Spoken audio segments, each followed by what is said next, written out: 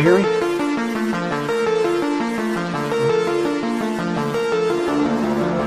Let it know.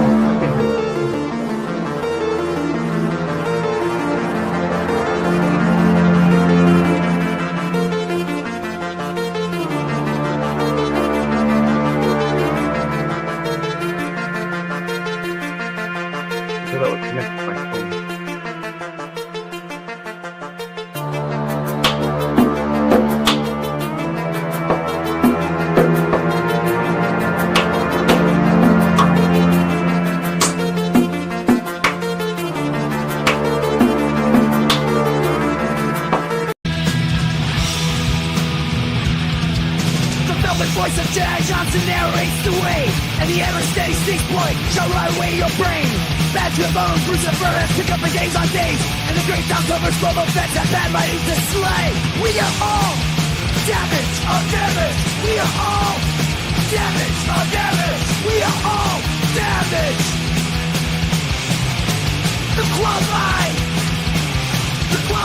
we are prepared.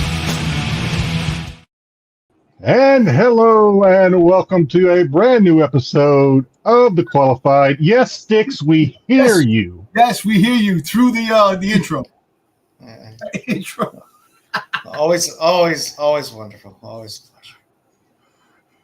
All right. I am joined as always by the great Dom Tober, the always steady and unmutable Styx Boy 73. Now we can't. And the architect, joesduelin.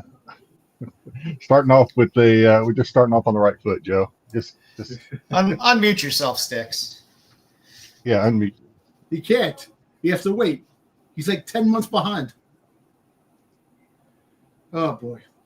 All right. Anyway, how was everybody's week? Styx will be here when he. And today my wife had LASIK on her eyes today. So I went to the doctor's with her today, so I was with her all day. Had to put eye drops every 2 to 4 hours in her eyes. Yeah, it's crazy. I watched the whole procedure. I'm like, yeah, okay. What if she sees you clearer now and she's like, ew? What the fuck did I do? No, I think if she sees me clear, she's like, God damn, I did great. Nah. I told her the same thing. Actually, I told her the same thing. I said, you'll see me clearer? And you're like, what the hell? Styx, you want to give us a short count? 1, 2, 3, 3, 2, 1. Hearing you, I think she can deal. I can hear. I can hear. As long as you can hear me, I can hear you. Yeah, we can hear you. Okay, we can hear you. All right. I apologize. We're all here. I felt so bad for her because it was painful. Yeah. You know, so. Oh yeah. I'm sure it was. Hopefully, when it's all said and done, she will have perfect vision. Yeah, I don't know. The long-term studies on those things are, I don't know. Hopefully they're fine. Well, I haven't been doing those things very long in the big scheme of things. Haven't been doing that procedure that long. LASIK they've been doing for 20 plus years. That was not what I watched what they do. They have put a clamp in the eye. They put your eye with a clamp, keep it open, and then they take a tool and they scrape over the. They scrape it. Yeah, and they take out all the excess. I was like, damn, man. Yeah, I've had my. We'll never get that done. Oh, thank you. I've had my cornea. I've had my cornea scraped before. It grows back, but it's kind of a. It's a weird thing when you're sitting there with your eye clamped open and then just like it's weird. It's like, you know, the horror movie, the clamp, the eyes open, they can't close. Yeah. Give it the clamp. So holiday weekend coming up. I found out today that Toxic Avenger is not showing at my theater. Was that a limited release? Yes, it is a limited release. Fuck me. Okay, I really wanted to see it. Yeah, me too. My Regal, apparently, at least the Regal that I go to, does not have it. Popcorn bucket. They come out with a popcorn bucket. I don't think I've seen a popcorn bucket for Toxic Avenger. I don't think so. All right. If they have one, it's probably a toxic barrel. Yeah, with some green stuff coming out of it. What if they had toxic popcorn and just put like green, slimy butter on your popcorn? It's like the ooze from Turtles. Yeah. I'd eat that. All right, Joe, you want to hop into this OLI? Then we'll say hello to everybody. Let's do this here.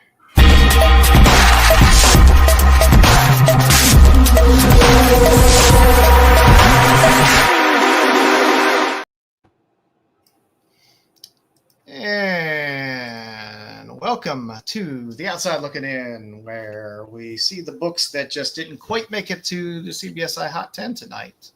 So we're going to take a look at these 5 books and see what we think about them. I think if you include the Hot 10, I'm 0 for 15 on this. Yeah. All right. First up on the list. No, that's not a problem there with that image. That is the Universal Monsters Invisible Man 1. Thank you. Variant. 5 sold. Average of $53, high of 70. Apparently, it's pretty cool. If you look at it, like it looks like a white cover, but you kind of hold it to the side and you see the image. I heard an early rumor that it was just an error print and they just called it Thank You Variant, but I don't know how true that is. But, You got that one, Styx? Nope, I didn't get that one. So when you first popped it up on the screen, it looked like maybe it was just my eyes playing tricks, but when you first popped it up on the screen, it actually looked like a blank cover to me, and then slowly the image came in.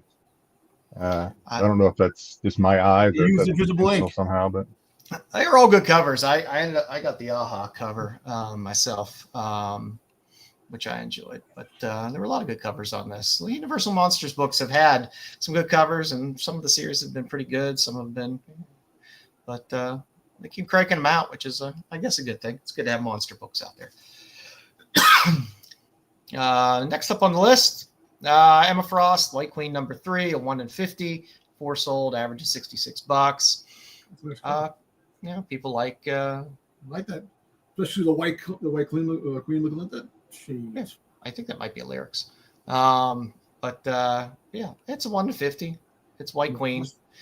People are gonna, a few people are gonna stretch for it. Most of these tend to kind of even out quite a bit over time and go a bit under ratio. But hey, this week this one's just a little above, so I ain't gonna knock it. It's a decent White Queen cover. Yeah, especially if it's I have a small lyrics PC, so if it's lyrics, I have to be on the lookout for a deal, for a bargain. Not $66. If you want to see some earlier lyrics covers, you can go back to our old spotlight that we did. Probably a year and a half ago. One of our early ones. Lyrics. Yeah. Next up on the list, we got Monsters 1. There's supposed rumor option news kind of trickling out. I don't know when there'll be or if there'll be a formal announcement if this thing is optioned, but it's as if the books aren't expensive enough. That'd be kind of cool, man. To see this on the screen, live action. I don't even know if I want to see it live action. I'd be interested to see it animated. Well, animated. Is there enough content in this? Yeah, I mean, we're only on what, issue 6? Is there enough content for a? Well, I mean, either animated or live action. Yeah, I mean, I'm sure Mark has it planned out what he wants to do. Yeah, but if you figure Monster and the Wolf will be coming out and dropping very soon, so there's all that additional content. He's working on that second story arc of Monsters right now as well. So you figure, the way option things are. That can mean 6 months. That can mean 10 years. Could mean that Mark just gets a check and we never see it at all. Hey, it's possible. You never know. Yeah. Sometimes people lock up development stuff too because they're like, oh, we like this IP. We don't want anyone else to have their hands on it. Yeah. So we'll see. We'll have to hear from Mark soon, and I'm sure whenever it's announced, he'll be the one doing it. So next up on the list, Luke Cage, Hero for Hire number 1, oldie but goodie. So the rumor that Mike Coulter's going to come back and reprise his role as Luke Cage, which would make sense if they're going to bring back Jessica Jones and some of the others. It makes sense. He was a good Luke Cage. I liked him as Luke Cage.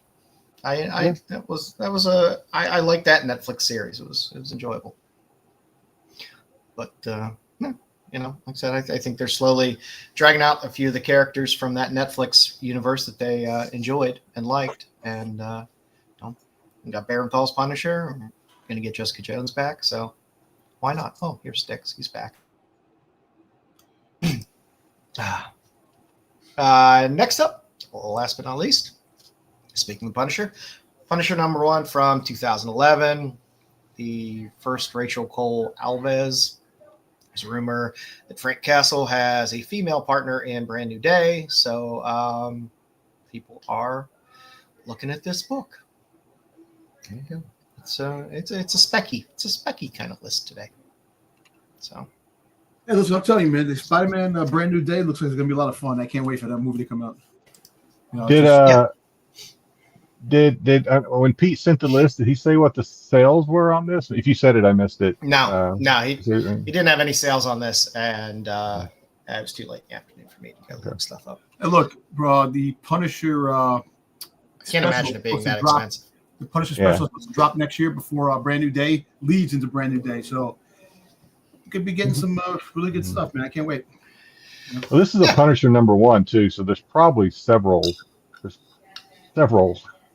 thousand copies of this thing out there. I assume it was probably heavily ordered. If it's a #1, especially Punisher #1. Yeah.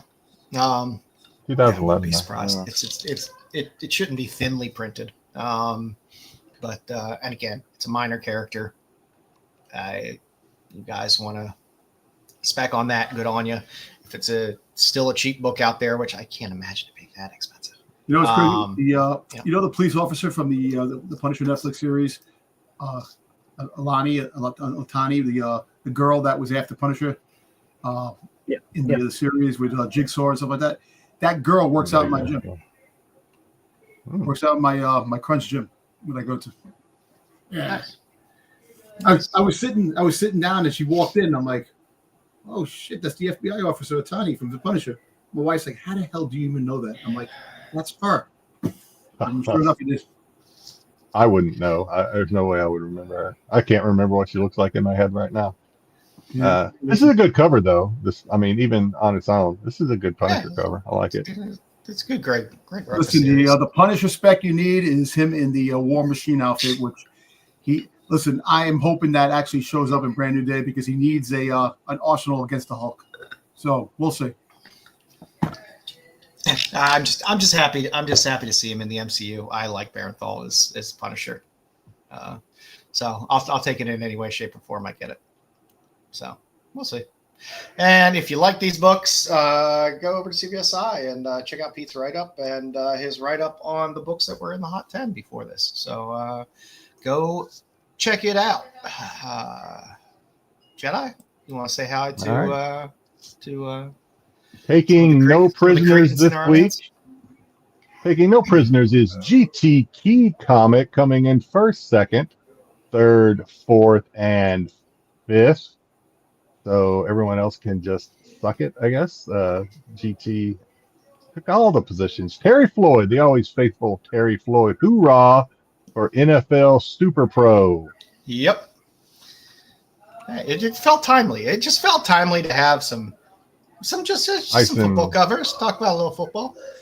Tyson says, finally, football is back. Well, I'm not a Cowboy fan. I'm not looking forward to it. The Cowboys. If you're a Cowboy fan, we're not really looking forward to it. The Cowboys. You guys are getting 2 number 1 picks. Yeah. And you don't have $47 million a year sitting on your. See, I got the shit beat out of me on YouTube for making that same comment because I'm in that camp. I don't hate this. I don't hate it at all.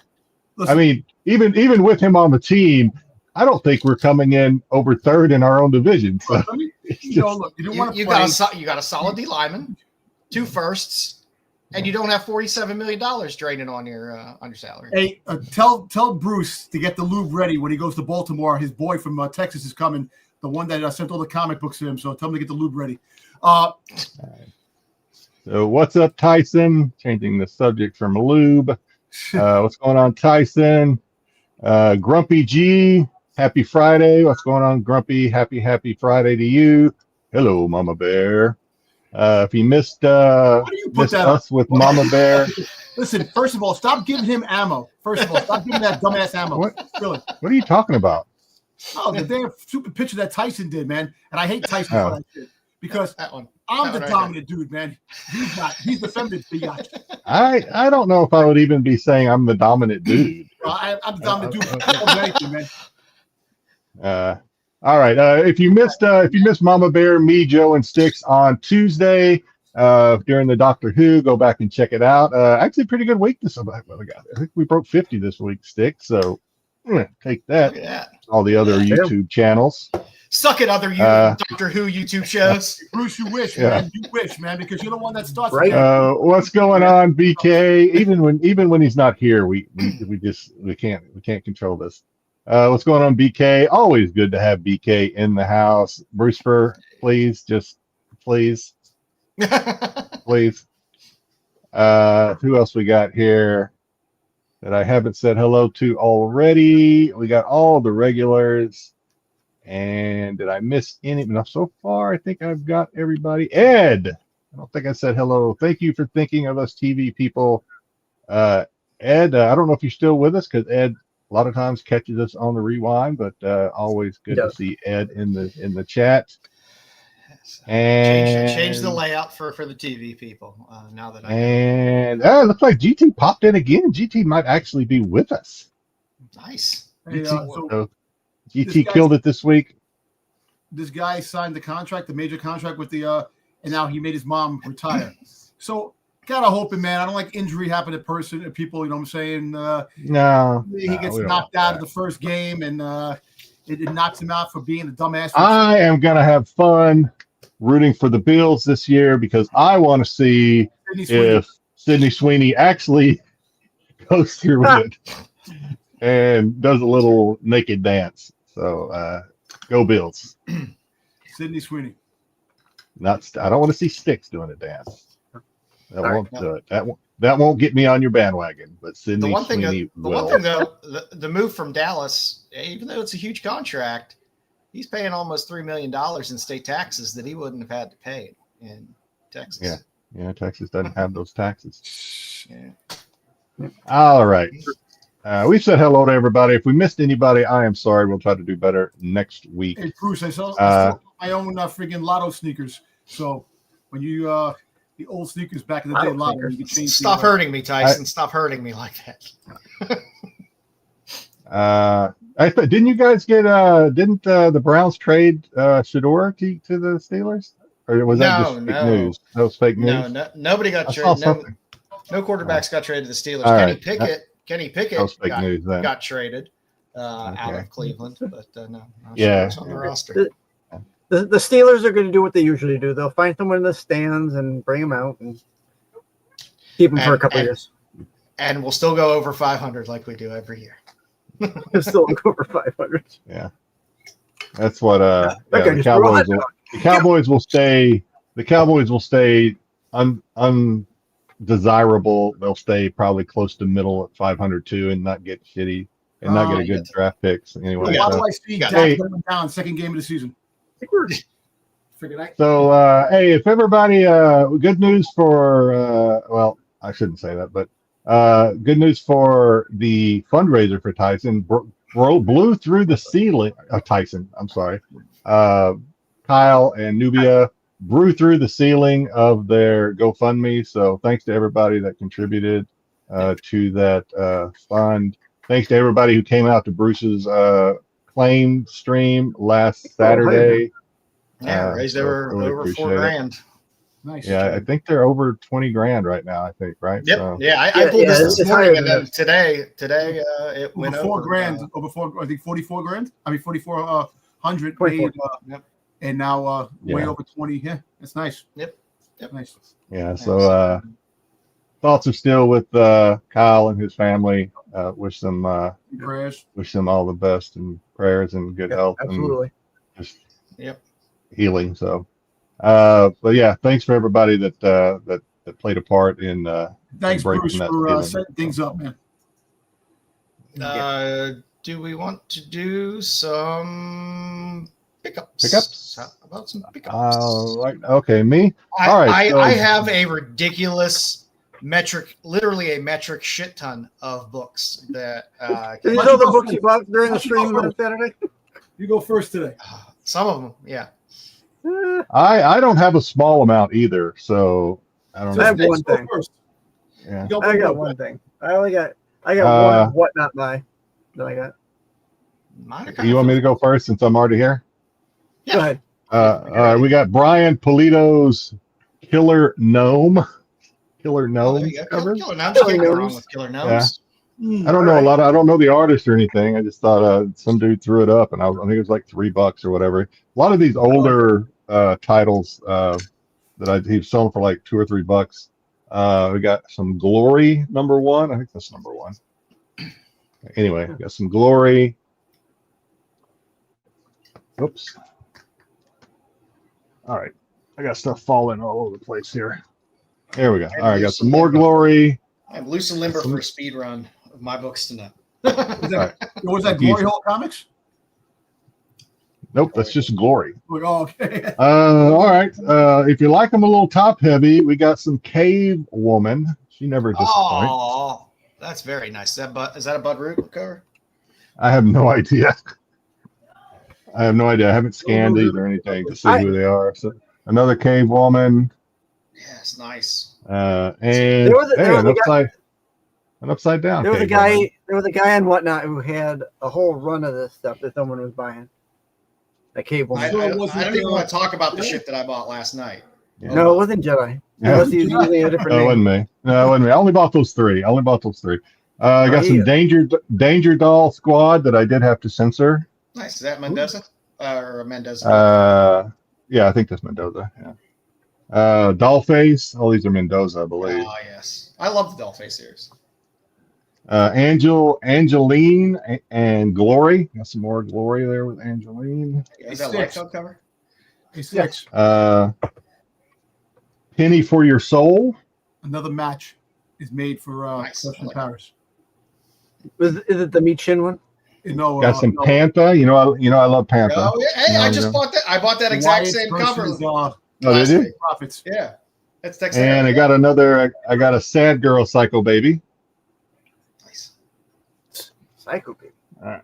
Oh, yeah. I got all right, this is not, I did not believe, it's going to look like it needs to be censored, but it actually doesn't. I got Hell Witch. Nice. I got another Sad Girl Psycho Baby. This is #2. I have plenty of non-cheesecake books that I got. I think that one's signed by. Okay, but they're all goddamn boring. So what's the point of showing? Danger Girl Amalgama. I don't know. I can't say that word. Another Danger Girl. I did a little censoring on that one. And okay, moving away from the cheesecake, I got a weird Wonder Tales that I picked up a while back. I just never have showed it. Ooh, okay. All right, more Sad Baby Psycho Girl.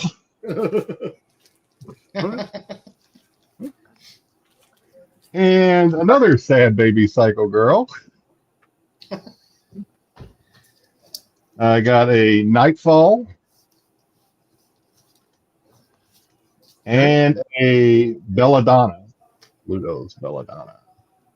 Belladonna. And finally, I believe this is my very first actual Monsters book that I got. Got this in. This is I got from the Claim Sale. This is from Brucifer. Actually, I guess from Mark Spears via Brucifer for the Claim Sale last week. And I have my Red Sonja, signed and remarked by Mark. Nice. And the Creme de la Creme. There you go. Signed, Vampy. That bad boy. Mark. This is the one I really want. That's the one you wanted. The blue foil? That's the blue foil. Yeah, That's the blue foil. For the longest time.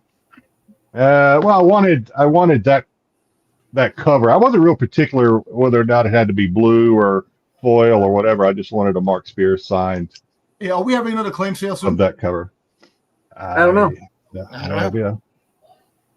We're gonna give That's Bruce it for me. a little while. Thanks for looking. All right, I'm gonna stretch here. All right, so let's do this. Okay, we got Lilith, A cover. with black bag variant, Cornhall, Skylar Partridge black bag variant, Money Shot, the Tulalote black bag variant. This ends tonight, Elote, Little Puppeteer Lee. I'm always ready. Tyson. Always ready. Gehenna, Naked Aggression, the John McCrae 125. Same here. Little foily Middleton, Sonya Reborn. There's your Aha Invisible Man. I believe this is the 20th anniversary. Boom cover. I believe it's a Rebecca Playable cover of Grimm. I like that cover. That's a good cover. Never Worse cover. Foily Chamberlain's. This is a whole Keen Spot thing with all those books that Todd Skull and Rob Pryor are doing. Copy of Pale Knight. And then I have a bunch of other boring stuff that I'm not going to show. So I'm going to show some weird shit that I bought this week. Yay. So we've got some Crumb. Some big ass Yes. comics. Good crumb. A little more Crumb. Bijou. Funnies. Did you? I didn't cover this. They want to demonetize it. I don't care. I love this cover. I've been looking for this book for a long time. Oh yeah, I remember seeing that in the price guide a long time ago. Yeah. Did you post that on IG or did I see that somewhere yes. else? No, I I feel like I Yeah, just saw that. Okay, that's right. There's Yeah, my a little seduction, a few seduction of the innocents. Clips. I would pick those up too. Bernie Wrightson cover there. Hey, who don't love a little raisin pie? Raisin pie. I got me a little Danger Girl, a little Phil Noto, I got that book. little Adams, 3D Campbell, Viva Las Vegas, Danger Girl Campbell. I will never pass up this cover. When I see it, I love Fred Quietly. Little Mickey Rat comics. Why not? As always, if they have Betty photo covers, I buy Betty photo covers because I have a problem and it's an addiction. Great Liefeld homage cover. Oh, nice. I don't hear that very often. Little Betty Unbound. I'll have to think about that. A little more Betty Unbound. A little Chastity. Why not? Little Purgatoria. Why not? Ooh, Little Linsner. Lady Zorro. It's a good Lady Zorro There cover. you go. There you go. Little Hughes. Little Barbed Wire. Little Nyoka the Jungle Girl. I have a lot of the Golden Age books of this, so I just kind of will pick up the cheap copies when I can. I got a few Hack Slashes. This is the weirdest. This is the weirdest book I got. Now, Narf. this is Snarf number 3. Narf. Will Eisner. This is Will Eisner cover. You see the spirit there on the cover. Now, this book, and I had to ask around to see if anyone has seen this version, because the normal version that you see has all the blue in it. This looks like it doesn't have a blue plate or blue ink that was put in it. And I can't find this as some type of legitimate printing error out there. I've never seen one sold before. I've never seen one online. Right, I'm distracted by Bernie at the bottom from Weekend at Bernie. It looks just like Bernie. So yeah, that was a great pickup. Got some Sizzling Sisters. Because why not? I'll never pass up some Jim Silky. They're the website for errors. I'll have to look it up. Yeah, I went to the Recalled Comics site and looked there too. Okay. There. I got a nice little upgrade in condition here for Middle Class Fantasies #1 cover. I love literal Full Metal Fiction. A little more Days a After little more Campbell, a little Adams, a little Cho. Oh, there's a little more Betty that popped in there. This will eventually make its way to Jedi. Little Hoffman. I need to organize my Lady. I started collecting Lady Death, and I pulled so many comics in so quick. They are completely. I don't know what I got and what I don't have. And last but not least, the good old Aliens World. Alien World. It's great cover, and it was cheap, so I picked it up. So that is what I got this week. That's about half of what I got this week. So that's what I'm just going to share. Sticks. All right. Wow us, Styx. Wow us. I don't know about wowing you, but I was digging into books. I was pulling out all my bronze and all my silver stuff for like for a sale on whatnot or whatever.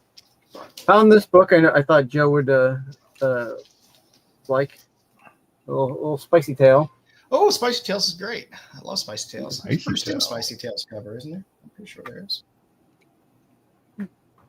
Is that what you get after eating at Taco Bell? Yes, that's what I get. Yeah, a different kind of tale. So I wandered into a whatnot sale. Ew. I don't know how my algorithm found this, but Hey, Mama Bear liked it. they're selling electronics. They were selling electronics, and my usual thing is I'll look to see if they have anything Doctor Who. They did. Well, like a few minutes in, it was $50. I'm like, I'm not spending $50 on it. A few minutes in, they had it on a flash sale for half off. So I picked up a Doctor Who Barbie. Oh, cool. Is that who's Ruby Sunday? Have we met her yet? So she's from the new series that just came out. Oh, okay. I'm surprised they have that. I thought that was Piper for a minute. I was going to Was fight that you even for it. advertised? Was that even advertised as a... No, that doll's mouth is closed. Oh, Oh, wow, that's kind of... I don't think so, Tyson. I don't think I've. Yeah, I'm pretty sure I have. So these go for about $60 online or more. I mean, they were a limited run, but for $25, I couldn't swipe. Why am I not surprised they were not mass produced? No, they were not mass produced. Yeah. Dom, you got anything? Yeah, I got a couple of things, man. Just actually stuff I stumble upon. Of course, I always get stumble upon my own stuff sometimes. A nice toe on something. against Zartan cover. G.I. Joe Special Mission Zartan. Okay. You know, I actually forgot I had these. So Soundwave with a little Nice remark. let's get Remark. Yeah. But now this remark is actually pretty cool. How about Soundwave with a Boba Fett remark? Oh, that doesn't make any sense, but it's cool. Well, it's okay. It makes sense Makes to me. sense. Cool. Oh, Still who did that? Who did it? I forgot his name. I gotta look at him. He's all of it. Dick Fitzwell? His last name begins with an L. I gotta an I. I'll find out. I can't remember his last name. Mike Hunt? So I love Transformers issue 3 with Spider-Man with the Megatron I cover. think it was huge ass. So they have the mini one. digest that came out. Oh, that's cool. Also, Portuguese cover. Made Six laugh. You know, love the foreigns. Continuing the Transformers phase, has some autographed by Frank Wilker. Nice. Megatron. He did the voice of Megatron and Soundwave, so got both in the cover. Autograph Revolution sketch Soundwave. And now I'll revisit these. Thank you, Bruce. You got the Dreadnoughts There you go. 10, graded 10. Look at that. Friggin' ash can Well, Dreadnoughts. Yeah. someone owes Bruce an Is that your apology. first 10? Is that your first 10? Yeah. There you go. And the other one have the 9-9, the one that was the sketch from You're supposed to say, except for my wife, yes. Yeah.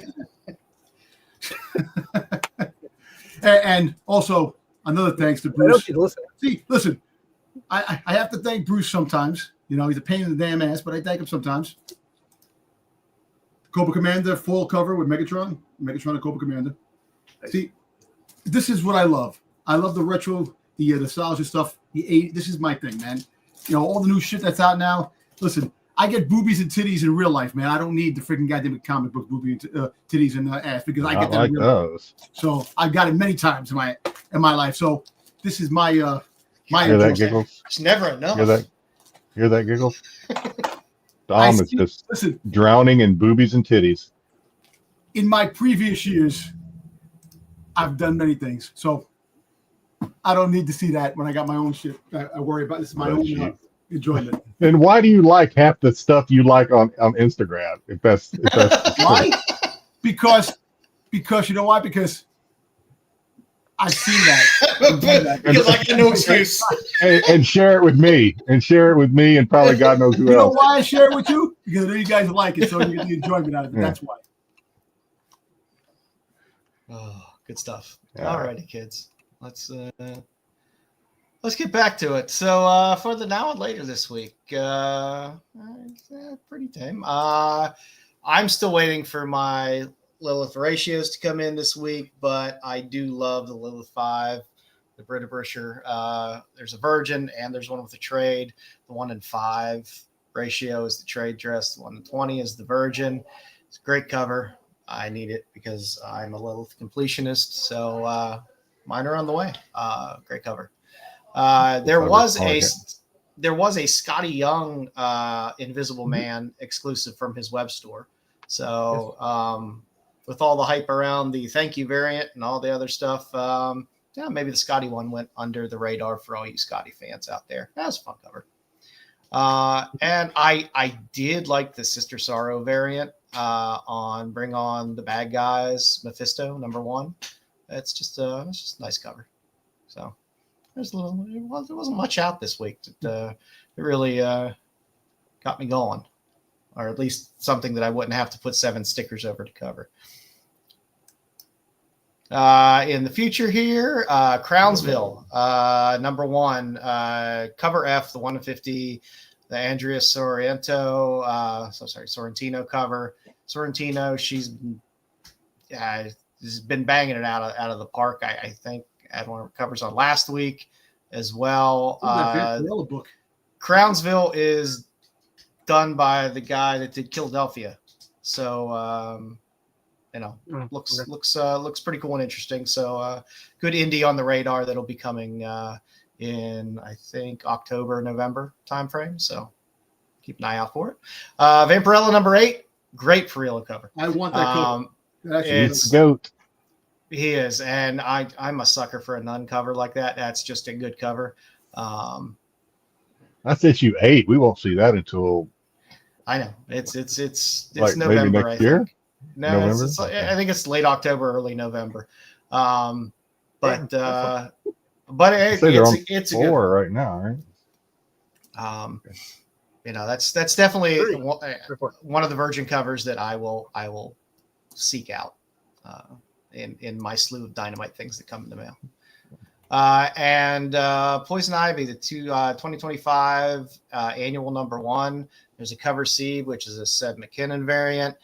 That old Sid McKinnon Poison Ivy cover from a while back was a bit divisive. Some people just didn't like it, but it still does well. And McKinnon does unique work. So and he doesn't do a ton of work. So it's something interesting out there, and it's an annual. Wow. And annuals don't get the huge print run that some of those other ones do. So. If you want to pick up some more Seb McKinnon, Poison Ivy, it might be a cheap place to be able to do it. And thank you to Jedi. So my tops and tails of the week, Fallen Leaves #5, the Yum cover. It's we're a little tail heavy this week, but there's some tops there too. We get a little both. We get a little underboob action and some piggies too. You get a little everything in that one. You got piggies, you got underboob. Little something for everybody. I'm glad I ordered that cover.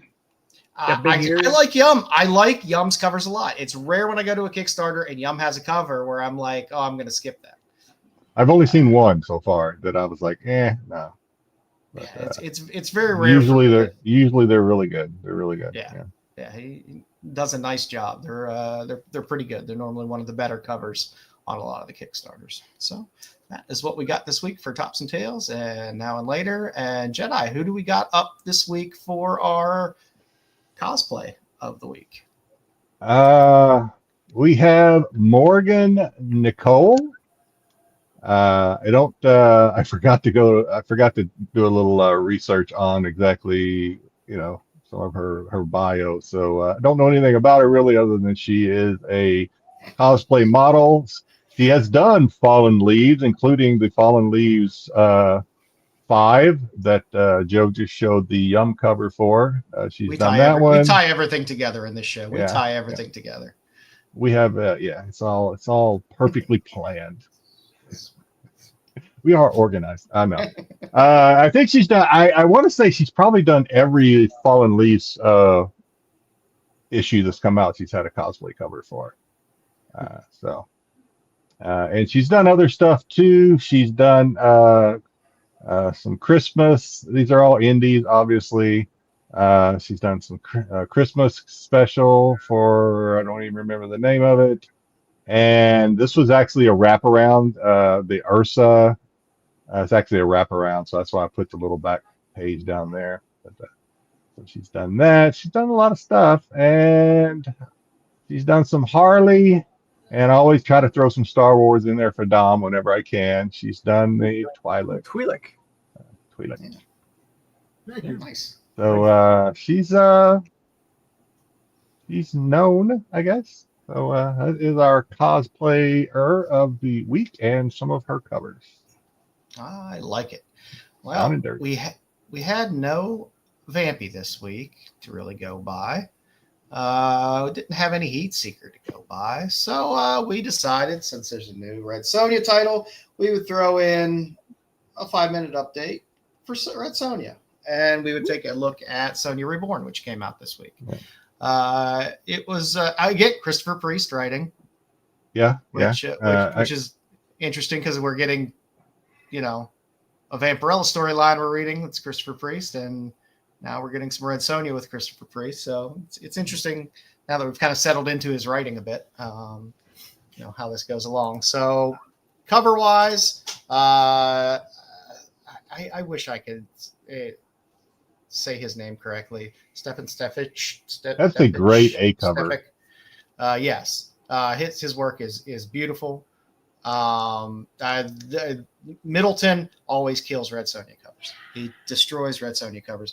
He just puts out amazing, gorgeous, unbelievable Red Sonja covers. The one on the far right, you got that as well. Like I said, I got the foil cover, which was nice. I saw a lot of who did the one on the right? Is that the one on the far right is Middleton. That's the Middleton. Okay, I saw a lot of Whatnot streamers that do the weekly drops were using that cover as their thumbnail. So yeah, Bruce used it as his thumbnail. A lot of people tonight, I believe on his 7 o'clock. But yeah, Middleton, like I said, Middleton always kills it with Sonja covers. You had a couple more covers as well. I forget what that was. That a Greg Land cover? I forget who did the one on the far left. But you got a cosplay cover in the middle. Sonja cosplay covers are okay. I still think Hard Case Crime books do the best cosplay covers. They seem to be the best composed covers that they do. And then there was one exclusive that was out there. That's 616. Anna Cathy. Yeah. There were 2 color variants on that. This one and a different color variant. So but 616 did a Anna Cathy Vampirella that's a lot like this. Same style, obviously. So I don't know if they're like connecting covers. Probably not. Doesn't it feel like it should be a connected cover? It does, yeah, because it's very, very, very similar to the Vampirella. Yeah. So that's what we got in terms of covers. In terms of story, it's different. It's not my choice in Sonja stories that I would prefer. Can I just say before you get rolling into this, what happened in this, that this is the first, maybe second Red Sonja comic that I've probably ever read. right? I did not expect it to start off the way it started off. Yeah, it threw me off a bit as well. I should have known better from the title. So Sony warned that it was going to be something a little different. I think a good first foray into Sonya, if you don't even feel like reading it, go on Tubi. There's an animated comic. This is a Red Sonja comic, which is fantastic. It's outstanding, which walks you through some good Sonya stuff. But this one starts off in modern day. You get our lead character here, Maggie Sutherland, who is really looking to kill this girl who has kind of done her wrong. So she's kind of trying to chases her down into a subway tunnel, and then kind of falls into a little Alice in Wonderland rabbit hole. And when she wakes up, she's in Red Sonja's body. So Red Sonja has a little interaction with her little helper that's there. And there's a little confusion between the two because our modern day character is in Sonja's body and trying to figure out what's going on. And they tell them they got to go up to this big castle. Where'd that come from? Is that some accordion? My TV turned on. My TV turned on. Oh, Styx, you're having a great show, Styx. But we wouldn't expect any less. So they have to head up to this castle, and then there's this weird interlude where you get this dark character. Yeah, that kind of. I almost thought it was like a separate story that they had just inserted into the middle of the comic for a quick second. It threw me off, and you just get this brief little story with this dark character and what I'm guessing is a phoenix. Yeah. So you have this phoenix, which is representing light, and this character that is representing dark. And they have a small conversation. Then she snaps the shit out of the neck of that phoenix. Yeah. But it's a phoenix. It'll be reborn. And then it just goes right back to the story. So I am not sure how this character will play into all of this later on in the series, but that's a weird introduction to get. But you got that introduction. Then you basically, Sonya makes her way up to the castle, and she confronts the big bad that's in the castle, and he, of course, badmouths Sumerians, and then he shows that he has a captive, and it appears to be the girl that she was chasing, that she wanted to kill. Yeah, the blonde girl. So it was all over the place. So when he takes when this girl takes Red Sonja's body, I guess, inhabits her body. At first, she's like completely lost, doesn't know what's going on. Things slowly start coming back to her, like her Red Sonja's memories and stuff slowly start coming back to her. And then she realizes that, at least in her eyes, that she's not a hero here. She's kind of she's done some damage to what she presumes are innocent people, and she's kind of like really kind of taken back, like, this is not something I would do. Why, you know what I mean? Like she gets there and realizes that all this slaughtered people that are surrounding her are because of her, not because she thought she initially thought she was gonna go defend them and help them, and her little sidekick or whatever is like, no, we slaughter all these people. We're the conquerors here. We did this. And she's like, what? Yeah. So it was an interesting start to the book. Like I said, it wouldn't be my choice in preferred Red Sonja stories, but I'll stick with it. There's good covers, and I'm going to be buying the book, so I might as well read them. I mean, I don't know. I mean, I assume a lot of the normal tropes for Red Sonja have been done. So, I mean, maybe this is something new, something fresh. We'll see where he takes it. Priest takes this thing. Yeah. So, yeah. Yeah, and the art was fine. The interior art was fine. No problem with There's art. some panels that were better than others, but it was still decent. And the covers that are coming are really, really nice. So I'll be buying them. So I will just keep reading it regardless. So that's what we got for our 5-minute Red Sonja update of the week. And now for Dom's favorite segment. Yeah. It's time for the That's Not a Comic, That's Not a Comic, Salia Comic, Salia. It's time for the That's Not a Comic, That's Not a Comic, Salia Comic, Salia Comic. Oh, cool.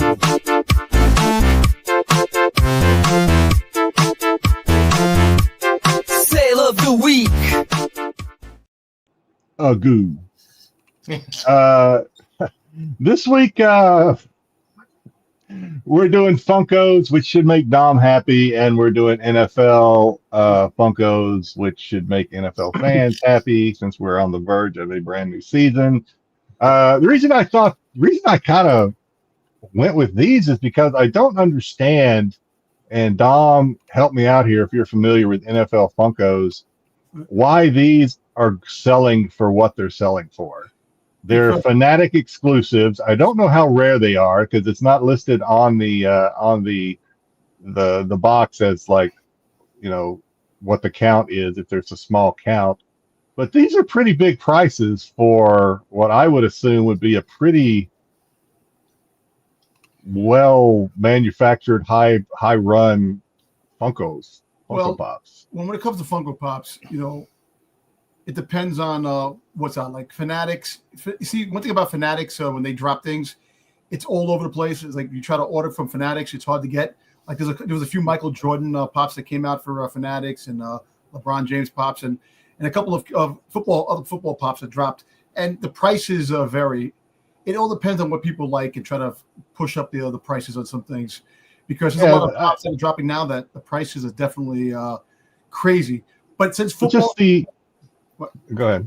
No, I'm saying since football's coming back, Devonta Smith, because remember they won the Super Bowl last year, so the Eagles pops are definitely going to be a little bit more money. People, go after them. Devonta Smith, I could kind of see because the Eagles, Aiden Hutchinson, obviously with the Lions, they're contenders. But what I didn't see going through these were like high priced Kansas City. What's his name? Mahomes.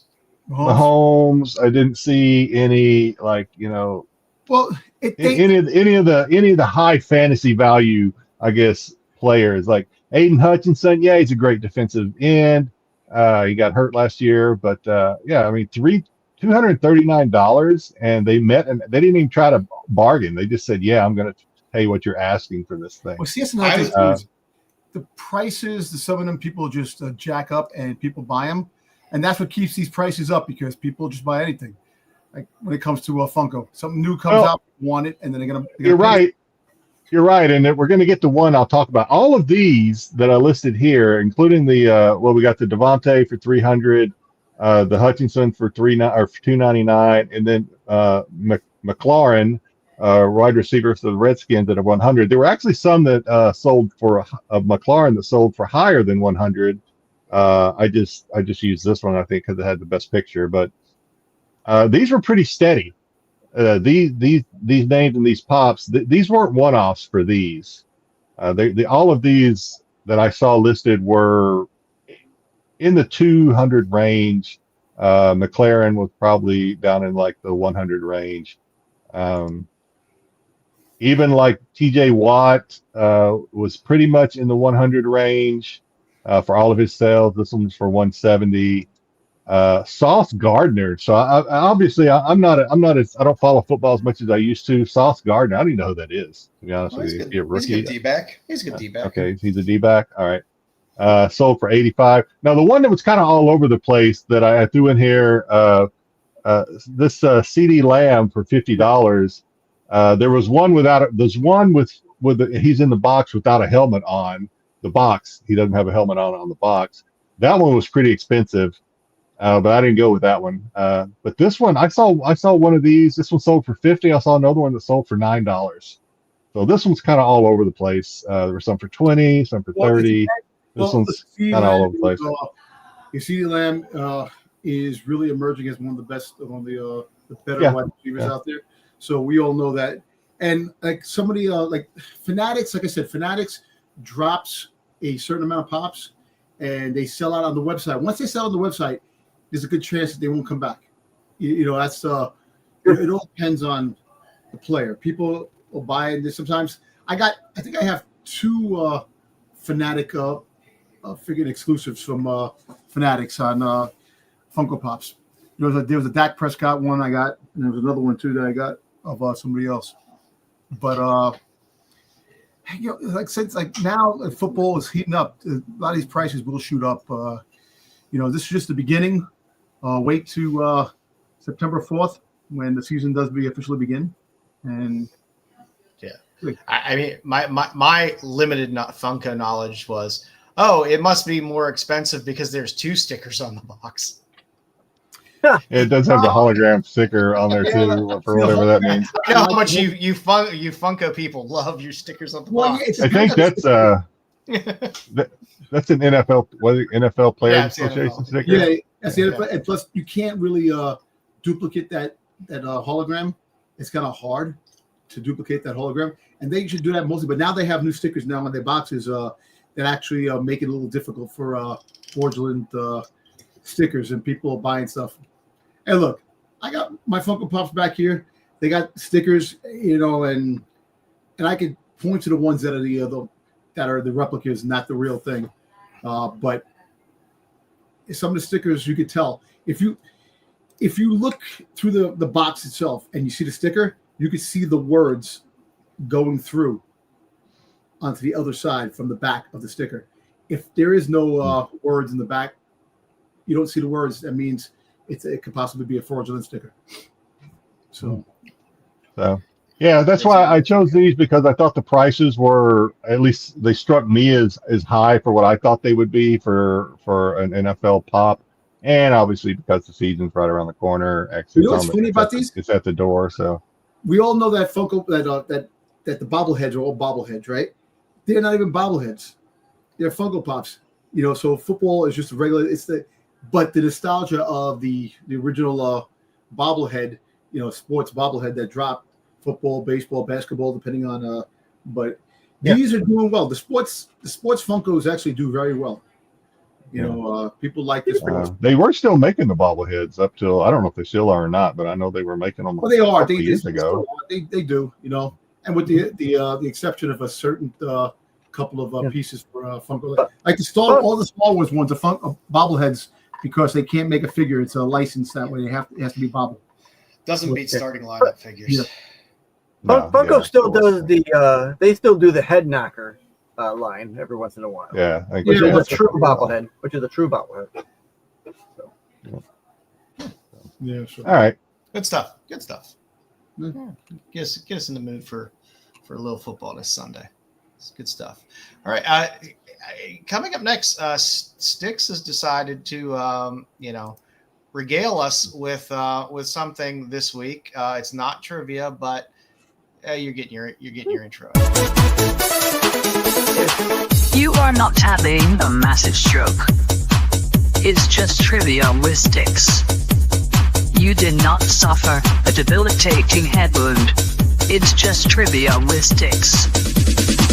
It's not CTE or PTSD. It's just trivia with Styx.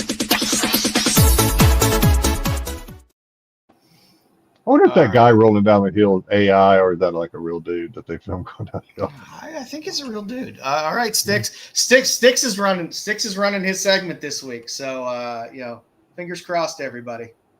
Yeah. You've been warned. All right. So far, so good, Styx. Oh, and he's muted. There we go. There we go. Hooray for Styx. Hooray. All right. I got it's only 3 questions, but it might take a little bit. These are all eBay sales. You're going to tell me which ones sold for the most. These are going to be high sales for the quarter in their respective eras. So you'll see as we go along here how I've got it set up.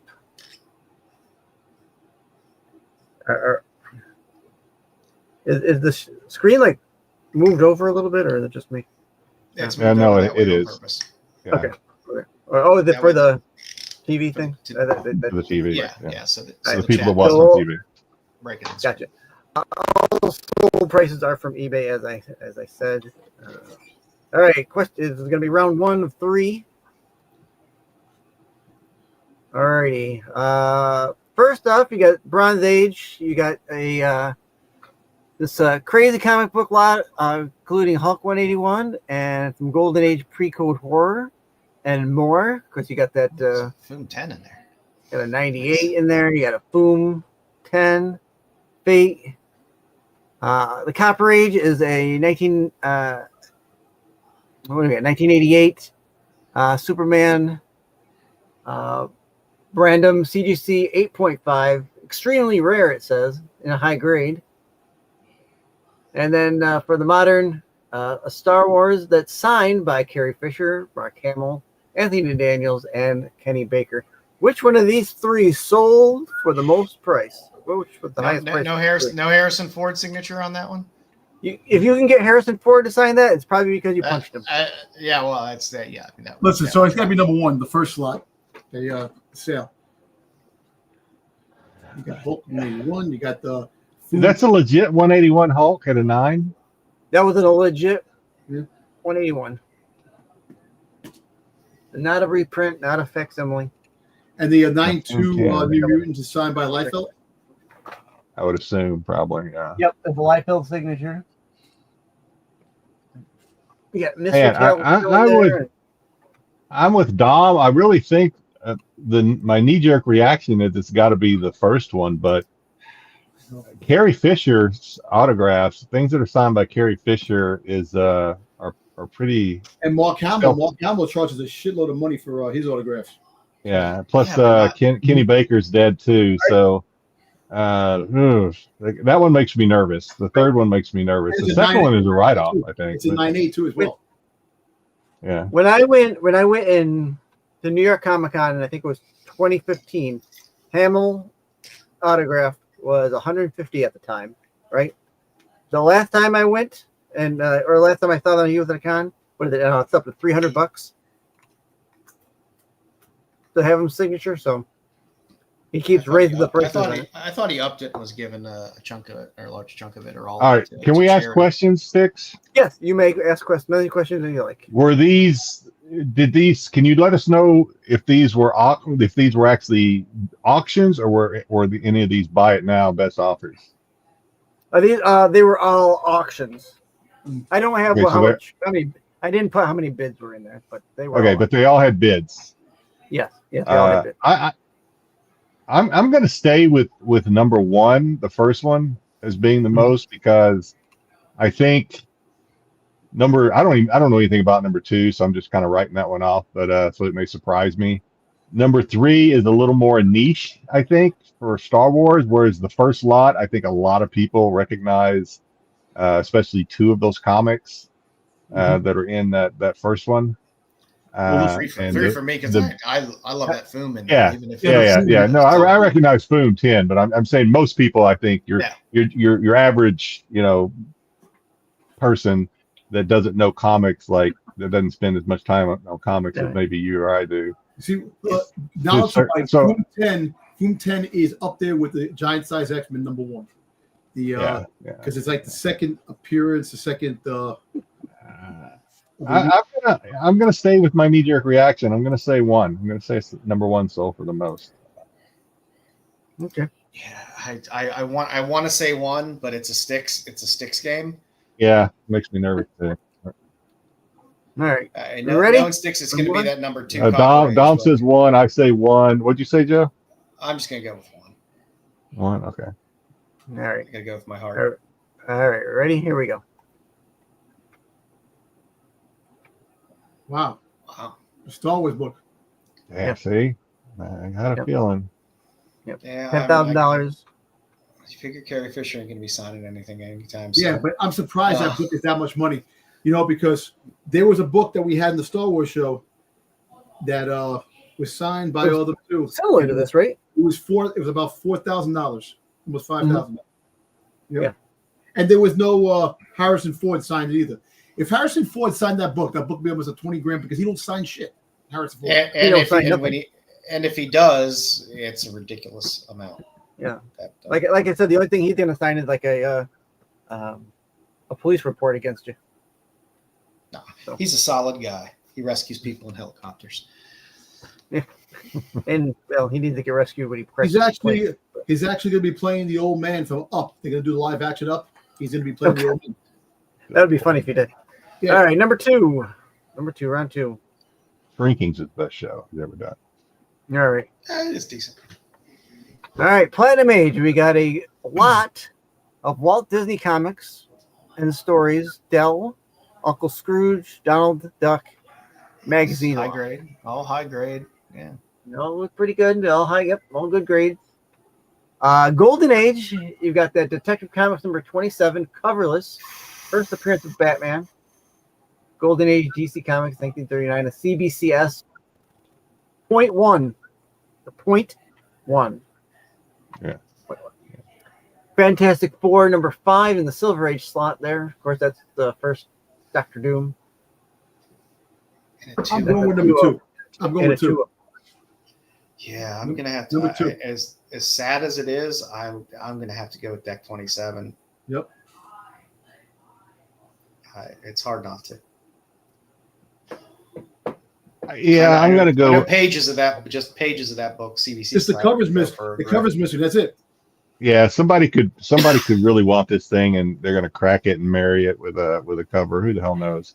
But yeah, I don't know enough about Platinum. I do know a lot of Platinum stuff doesn't actually go for a lot, I believe. So I'm gonna go with number 2, the first Batman. I didn't think those Dell books were platinum. I thought they were gold, but I guess it's right on the cusp. I think we're all three going with number 2, Styx. Yep. Okay. And you're right. $51,212.13. And an 01 too. 01 and it's CB's. It's, It doesn't matter. It's Detective 27. Point one. It was a point one, not even an 01. It wasn't even a 1. It was a point one. Actually, you know what I thought it was when you first showed me that? I thought it was a page because they grade pages too. Yeah, I grade thought it was a pages. page too. Yeah. Yep. I thought the same. Yeah. But I mean, even a page, especially if it's a good page, About 5 from grand. 10 grand. it's Easy. from Deck 27 to. I've seen the same thing for like Amazing Fantasy 15, where people just Yep. Like there was a page from that I wanted. It wasn't even a Spider-Man page. It was still like almost $1,000. I'm like, I guess I might get that. And when you think how much older Detective 27 is, Mm-hmm. even versus AF15, it's significant. Yeah, crazy. I got a page from 129 that I've got from the first Punisher. It's got the Marvel Valley stamp with it, the Nice. fold out. I don't even know how much that's worth. I haven't even Collect looked. your value stamps, kids. Make sure they're there too. Yeah. When you buy books, if you know they're there, look for them. Yeah. All right, there we go. Last one, 3 of 3. All right, Hulk number 1, Stan Lee. You got a 1.8 Stanley signature series, a 2.5 Stanley signature series, and a 5.0 This is where Stanley you get sticked signature. because Yeah, he's going to stump us with something here, guarantee. I'm thinking the exact same thing. I think It's the you're autograph. gonna. It's the autograph, the color of the autograph, and also and you know what? Where are they It's probably selling? not the 5.0. The 5.0, take that out of the equation. It's the 1.8 and the 2.5. I'm gonna guess it could possibly be the 2.5 just because it's signed over the trade dress, not the actual picture itself. Yep. Whereas the other two are over the picture, which Yep. is no I'm fun. taking 2. Yeah, I'm thinking the same thing because of the location. It's a better looking. Not that his signature ever looks great, but it looks like maybe an earlier Stan Lee signature because it's not so crazy. And it's in silver. Yes. It's on the trade. I am going to go with number 2 as well. All right. And your answer is $1 million. nailed it. Just barely, but yeah. You see the knowledge. I may not know comics, but I do know. I may not know comics that much, but I know that the 5.0 there was something about 100%. The reason that sold for the most, I'm guessing, is that signature where it's signed at. Also, take in consideration. And it could be look at the grade. Look at the grade of the comics. I know they look beat up. It depends on the center of the like the Hulk 5. The book is a little folded over more because you see it says fantasy as you like it. It's over a little bit more compared to this, and it's just different. And look, it's actually ripped there too in the corner, which is kind of crazy that this book is more money than the actual 5.0, but it has to do with the signature and the I think my Stan Lee signature that got rejected and said it's not looks better than that one on the 5.0. Damn, it looks terrible. I'm sure it's a witness signature, so it's legit, but because that's all CG. It's not black. It's not a black line. Hey, listen, I got one of the first pages from the original Bible, freaking graded, a graded -1, and it's signed by Moses himself. Exactly. It's not stone. It's heavy as hell. All right, so I thought we'd just run through a few football comics. That's not a ton of slides, and truthfully, there's not a ton of football comics out there.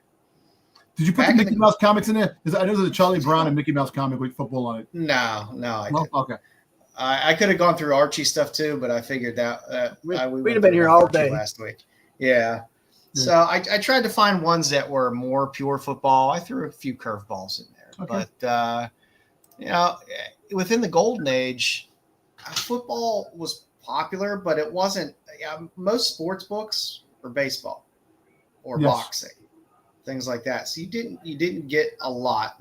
One of the oldest ones is How to Play Football, which was an illustrated comic to teach people how to play football, which was, I think, from late 30s, really early 40s, which was kind of that's what you got a lot of weird kind of instructional manuals. In terms of stories, you got Football Thrills, which was a title that only ran 2 issues, but had some good covers. The Pennsylvania Athletic Products put out Championship Football, starring Otto Graham. That was another 40s product. Same with you got a lot of these multi-sports books. So you had a handful of books under Sports Action, and a couple had some little football covers, and you get to see a little George Gipp, little Gipper. We got Sports Action. You got a little college football action on there. You got good old Iowa going over top there. And again, through the 40s, you didn't have a ton. You had some all sports comics. Babe Ruth had a series, Babe Ruth Sports. There was some comics in there. Most of them just told sports tales, little true little sports tidbits in comic fashion. And you got sport picture stories as well. One of my favorites, which I decided to throw in, was Ozark Ike. Had a couple football covers. Ozark Ike was great because of that blonde. There you go. You see? Yeah, it was. I always fall back on what I know. You had sports comics as well. So, like I said, through the 40s, you didn't have a lot of stuff that was in there. As you get into the 70s and 80s, there was a Tom Landry and the Dallas Cowboys comic that was out. It's actually, I think, 3 versions of this that are out there. I believe it was a religious pamphlet that was put out, but it was in comic form, and it is Tom Landry, and he has the hat, so you can't really go. Fedora, you can't go wrong with that. Charleston put out Professional Football, and this kind of went through kind of most of the teams in there as well. So if you're a fan of a specific team, you could probably pick that up and probably find your team from back there from 1969. I had that Spider-Man comic. Yeah, the Dallas Cowboys and Spider-Man. I had that. I actually want to find it again. I want to try to find it again and try to get in a good grid. I mean, there's a clown out there on the field. I don't. I mean, I guess that's the remaster. That's That's typical for Dallas football, I guess. That's their quarterback. I know, but Stop it. that's Spider-Man villain. You got to kick us when we're down. Yeah, I know, right? All the time, man, you bastard. DC had a sports Are that- champion as well that had some stories. Part of the fun of putting this twist together was finding some of the ugliest covers as well. So that was a lot of fun. There were two Sports Action put out two magazines. They put out a New Orleans Saints one for Bobby Hebert there. Morton Anderson looks okay. Bobby Hebert, that's rough. Looks like Bobby from King of the Hill. Where the hell? This is the first with a helmet. This will be the first of our bad John Elway covers with the Denver Broncos. Well, it's not that bad. It gets pretty bad. There was a Strange Sports, which was pretty interesting. I was a teenage werewolf running back. Ooh, from Amalgam. That from Amalgam. That was a fun one. Hey, speaking about football, we got the new movie coming out called Him, the horror football flick. Oh yeah, I saw that. Yeah, I think I'll wait till that's on TV. Yeah. I got a little Joe Namath. There's a few Joe Namath books out there. I just threw in one of the Sports Legends ones. Hey, the juice is loose. If you want to go find this, run. That's a good. If you can find the O.J. Simpson Sports Legends book in $1 box, I would say pick it up because the juice is loose. I have his rookie card. Yeah, it's a weird, nostalgic, weird memorabilia for those of us that lived through that in the 90s. He's part of the 2000 club. Can't take that away from him. Yep. Of course, Dak the Clown Prescott. Of course. I saw that. I wasn't going to bring it up. I wasn't going to give Terry the satisfaction of highlighting that. I will. You had a nice painted Walter Payton cover, which I like for Sports Legends. That's not a bad Walter Payton cover. That's a good one. You got Joe Montana there, looking like a little weird, but not too bad. I got a little Barry Sanders there as well for Sports Superstars. What I don't know what they did to my. Yeah, I don't know what they did to my boy Daniel Constantine Marino. Hey, he's from my alma mater. So I love Danny. Looks like John Travolta. But yeah, he looks like he might have just knocked off a liquor store there. Yeah. You have some interesting Bo Jackson covers. Everyone loves Bo. Bo knows. With the Sports Personalities series. And an LT cover, because who don't love LT? I don't care how bad the cover is. If I see this LT book out in the wild, I'm buying this book. Remember the cartoon Saturday morning? You had Bo Jackson, Michael Jordan, Wayne Gretzky as a cartoon. They used to solve mysteries. Fun fact: Lawrence Taylor drew that after snorting some coke. After ordering up some hookers or the underage girls that he had with that he was with after cutting a Humvee in half. Wasn't that him? Wasn't he in Any Given Sunday? We will not besmirch Lawrence Taylor, one of the greatest linebackers of all time. Wasn't he in Any Given Sunday? Wasn't he the one that cut the Hummer in half? I think he was. Danny made a lot of money off of isotoners. There you go. There's a roast Joe Montana. Oh, damn. Oh my God, that's terrible. And who doesn't love the "I just took a shit" John Elway? Yeah, that one was bad. I shit my pants. There was a very short-lived comic that I think only ran 2 issues of Gridiron Giants, which was actually sponsored by the NFL because you got the NFL shield on there. Nice. There was a series from Marvel called Kickers Incorporated, which probably had 2 of the best. The one in the middle is probably one of the best football covers ever on a comic. Not only does he see those guys coming for him, not only is his helmet cracked, not only is his face mask is broken. It's fantastic. It just has everything there. The reflection of the guys coming in. And then, of course, you had NFL Super Pro. Probably the longest running football related series next to Kickers Incorporated. You had a handful of covers with that. You had a nice little Spidey crossover there. You had a few football related Super Pro covers that were in there, and then you did have everyone loves Super Pro. Mm-hmm. You got a nice crossover with Cap there, and then you had the collector's editions. There was a Super Bowl special edition and a regular special edition. So they look the same, but they are slightly different, and that's Joe Jusko art on the cover of those. So if you're a Jusko fan, hey, it's a fun little Jusko book to throw in the PC. And then more recently, there hasn't been many. People have kind of given up on sports kind of comics in general. There was a Gridiron that came out that was in the early 2000s, which is a story about the Green Bay Packers. There was a good Ren and Stimpy football cover. I just had to throw that on there because I love Ren and Stimpy.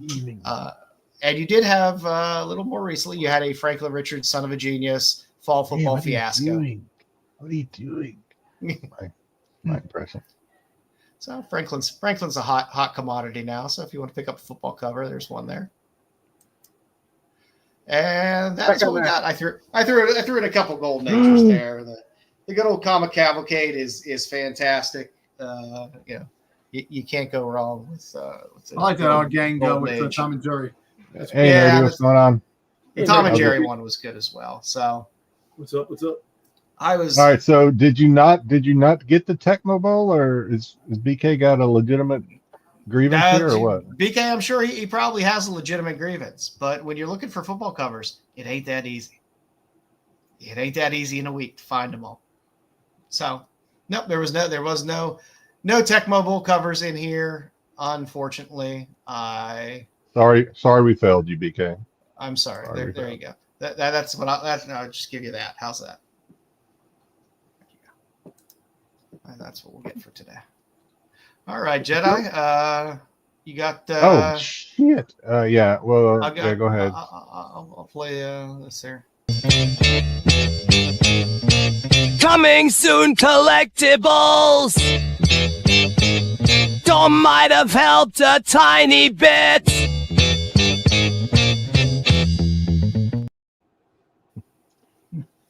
Dom did actually help a little bit this week, so I got to give him some credit. He sent me some stuff. Dom sends me stuff. He says, Jedi, it doesn't drop until Friday because he sends me stuff like 2 hours before the show starts. And I'm like, no, I saw it. I'm not doing it. Listen, look, I don't spend my entire time on IG. Everybody thinks I do. I don't.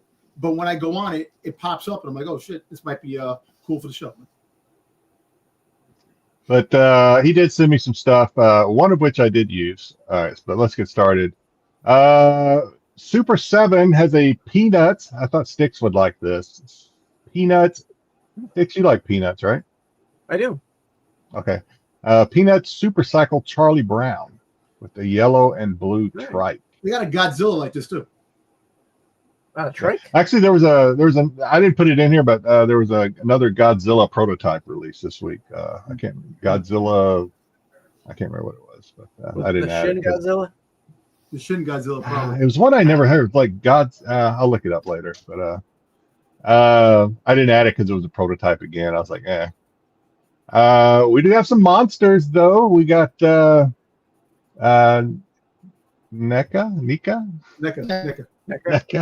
Had it right the first time. Bride of Frankenstein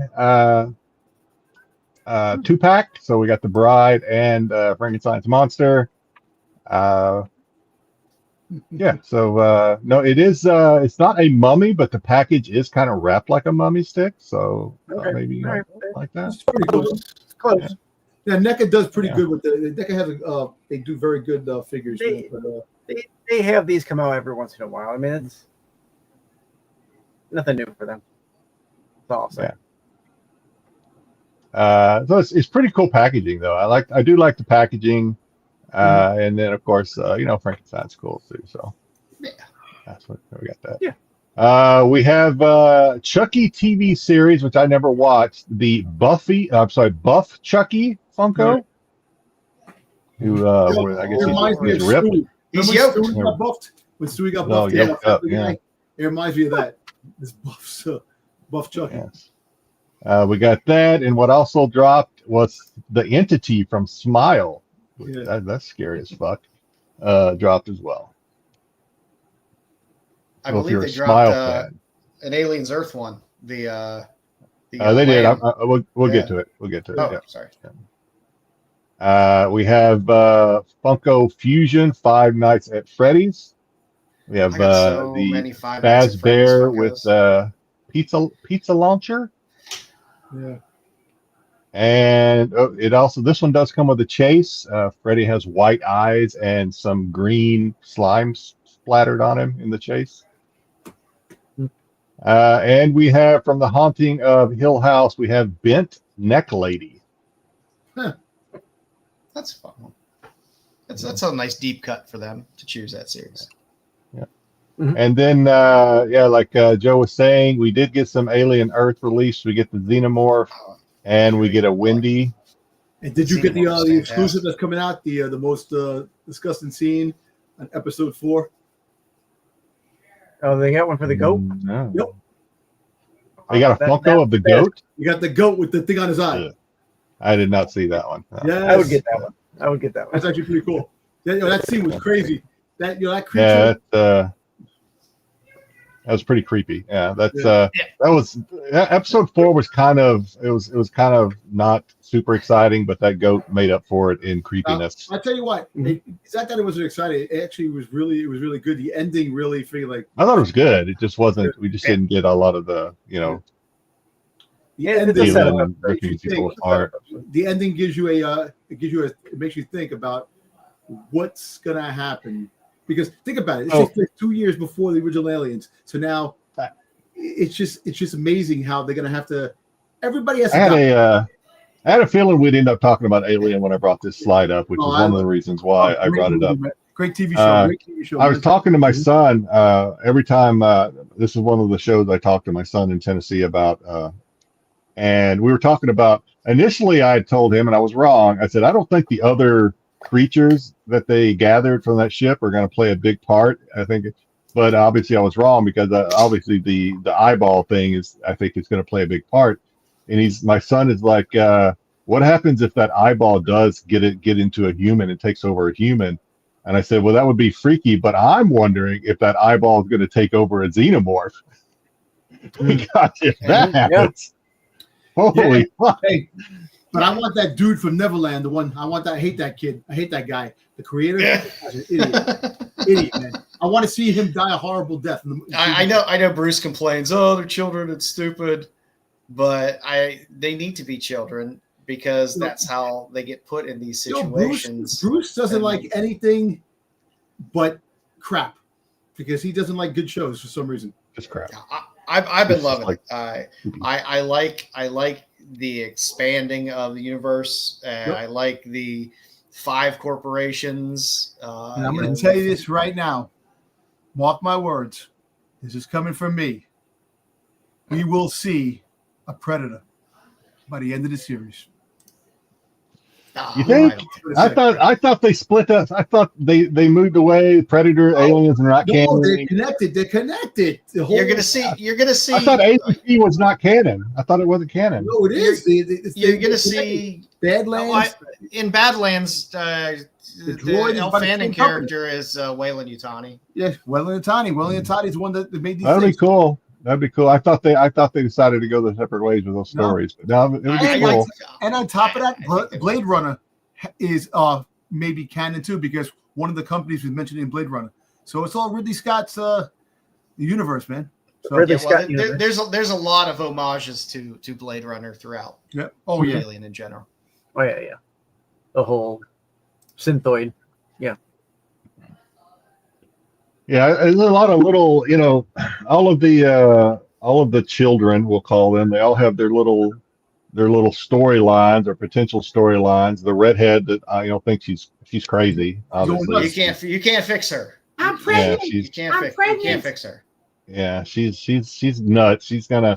And I also think the one that has the jealousy issues is gonna end up being the girl fly in the ointment. The one that was one that wants to be the man-child genius's like best friend and super. You know what I mean? The one that is like, well, you speak French. Do you speak alien? I was like, oh fuck. He's climbing her up to be an asshole later on. So. I can't wait till he dies a horrible death in the show. I can't wait. Yeah, like I said, I'm enjoying the series immensely so far. Yeah. All right. Moving on. Because I knew we'd get on that for a little bit. We have sorry, Sunday night. I did throw some Star Wars in here. I was gonna have this too. Because I hate these. This is why only reason I put it in here is because I cannot stand these. I don't even care if it's C-3PO. These are awful. If you collect these, you're a weirdo. That's all I'm saying. For antlers. We have antlers like this. They are. These are ridiculous. So I don't even want to spend any more time on them. I just put it in here so that I could just say they suck. The Halloween ones that are coming out, the mummy that Styx wants to get. The Halloween. I haven't seen that. The mummy. But yeah, these are. You know what? These are more for like kids that buy them. They'll be in Ollie's for like $2 down the road. Don't worry about it. You don't have to buy them. Yeah. Mm-hmm. Wasted plastic. All right, Yeah. all right, moving on. All right, here we go, Joe. Put these in for Joe. We got some more Nika Dungeons and Dragons, Ben Cooper costume kids. I cannot read that bottom. So we have Warrior, we have Zarak, and I don't know what the bottom one is. I can't read it. And they didn't put it on the front of the box, which I thought was weird. You couldn't take a picture of it. You could take a picture and then expand the picture. You could always do that. I had so much real estate on the slide, and I wanted to get the front of the boxes had the prime real estate. But I mean, you can look it up if you're that curious. But yeah, I still think these are the coolest toys around. Maybe it's just because we're '80s kids, and this is kind of what we grew up with. But every time I see one of these, I like the Godzilla and I like the Predator one. I have the Godzilla and Predator one that I want to get. Thank you, Tyson. Thank you, Tyson. Truth. Yeah. So these are always cool. I'll be honest. I don't recognize a lot of these characters from the cartoon, which is about all I know. So, but yeah, pretty cool. All right, moving on. We have life-size 1-to-1 replicas of RoboCop, the helmet, and the gun, which I think are pretty cool. Probably these are pretty pricey too. There are no prices listed. I would assume these are pretty pricey. I would be wearing that around these the are by house. Hollywood Collectibles. I would be wearing that around the house, shouting out orders to my children all day if I owned that. You're in violation of. That's awesome. I love RoboCop. Yeah, these are cool. I do. I like RoboCop too. I wish they would. RoboCop. I mean, since they've already rebooted it and it kind of sucked, they might as well reboot it again and try to do it better. I wasn't happy they rebooted first time. They had RoboCop versus Terminator. They had the crossovers, which was pretty cool. Oh yeah. There were crossovers. A RoboCop reboot needs to go the route of Toxic Avenger reboot, where you lean in to the glory of the original. Your Dungeons and Dragons guy, his name was Strongheart. Strongheart. Thank you, Styx. There you go. Yeah, so these are pretty cool, but probably pricey. All right, moving on. Glass shattering effect. Imagine it in your own mind. We have Stone Cold Steve Austin. What? Things Funko Pop. With the you guys talk about this. Y'all talk about this last night? No. What? It just came out with word bubble. Why? I like the word bubbles. Looks like he's ready for the Blue Oyster. I don't know why y'all don't do a toy section on your Thursday night show. Well, we actually do it. We actually do it. It's just that a lot of all these pay-per-views really take a lot of time because of we do the. we just don't have time to do that's it. Okay. Yeah, that's okay. I'll keep doing it. You know what? I'll keep doing it for you. There you go. And now, because it is very cool, which is why I did take a little bit of time to add this one thing that Dom sent me. We have Skeletors Until We Meet Again. No, like until we meet again. Very nice. Until we meet again. It's like he goes. every hand you shake, one of those hands definitely masturbated. Till we meet again. This is Dom's contribution. No, this is pretty cool. Whoever at the Funko Brain Trust the meeting who came up with this idea, give them a bonus because anytime they do meme pops, I think it's a good idea because I think they're fun. They got the pop. Take my money. I didn't know they did meme pops. It's just I have the Spider-Man. I have the Spider-Man one where they're pointing at each other. Yeah. Oh, Joe has a Funko. There's more news for me today. I do. Yeah, these are pretty cool. I like this. All right. Yeah, Dom's contribution. All right, and we have popcorn bucket releases. I know the Regal is a new release. I assume the Cinemark is too. I like the Regal one personally. The Cinemark is super creepy. I'm they're taking both that fucking thing in my house. You're eating out of her ass. That thing ain't coming home with me. I will probably. Hopefully the prices will come down because I don't really want to pay $50. I will probably, if the prices are right, I will get the Regal one because I think it's pretty cool.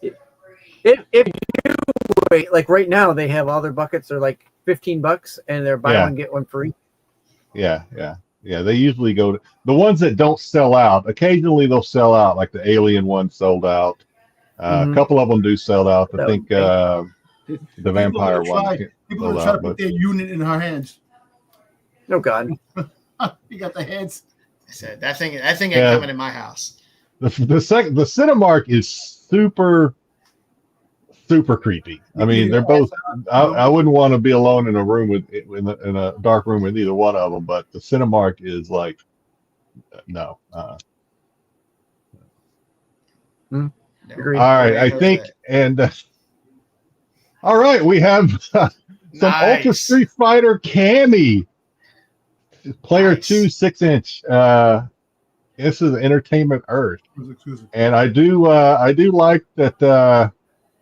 I'm just the reporter here. These are obviously the pictures of Cammy that they decided to put on the website to promote this. So obviously they are like mind when they did so. But yeah, I'm just reporting the news here, folks. Don't say Jedi has strayed into a new genre of wickedness here. This is maybe I have. I don't know, but they did a nice job they on the did. ass.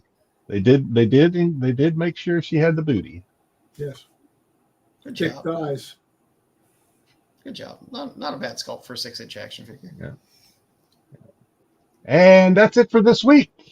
Shut up and take my money. Nice. Yep. All right. Anybody reading anything this week? Actually, Dom. I didn't read nothing. The new Amazing Spider-Man. Awesome. Freaking Hellgate. Brand new character that shows up in Spider-Man is getting dark. Instead of just putting his victims down, he's starting to hurt his victims. And it's kind of crazy. And he's like shying away from everybody. You know, good stuff. See, why does Bruce come up on the always this segment? Think that, you know, see, Bruce is a fanatic fan that always comes because I'm here, and he always definitely wants to. That's actually a pretty good one though, Bruce. I got to give it to Bruce. That was actually pretty good. I gave Dom props last week. He had a really good one. That's actually a pretty good one, Bruce. I got to give it to you. Dom reads the back of the car. So yeah, that's cool. You're digging the ASM. That's good. That's good. Yeah, ASM is really good, man. You know, like once in a while, a Spider-Man story comes along that's really good, and that is actually pretty good. So the ending of the issue is actually you sit there and scratch your head, but there might be a reason behind the ending of the issue. Okay. You don't have to give any spoilers. I don't want to spoil it, but nice, good stuff. Anything else in your reading pod? Just a little ASM this week? Yeah, nothing else.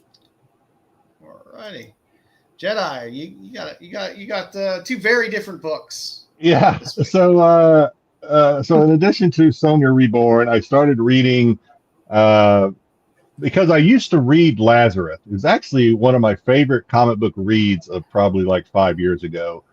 And I kind of stopped reading. They went from a monthly to this like quarterly release thing.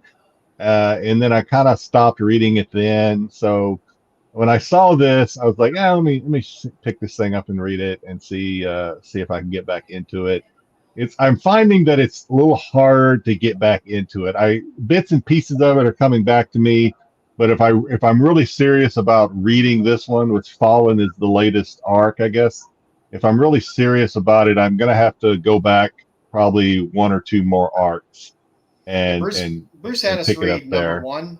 Bruce had us read number one of this for his Sunday show, and I had not read any of the prior stuff, and I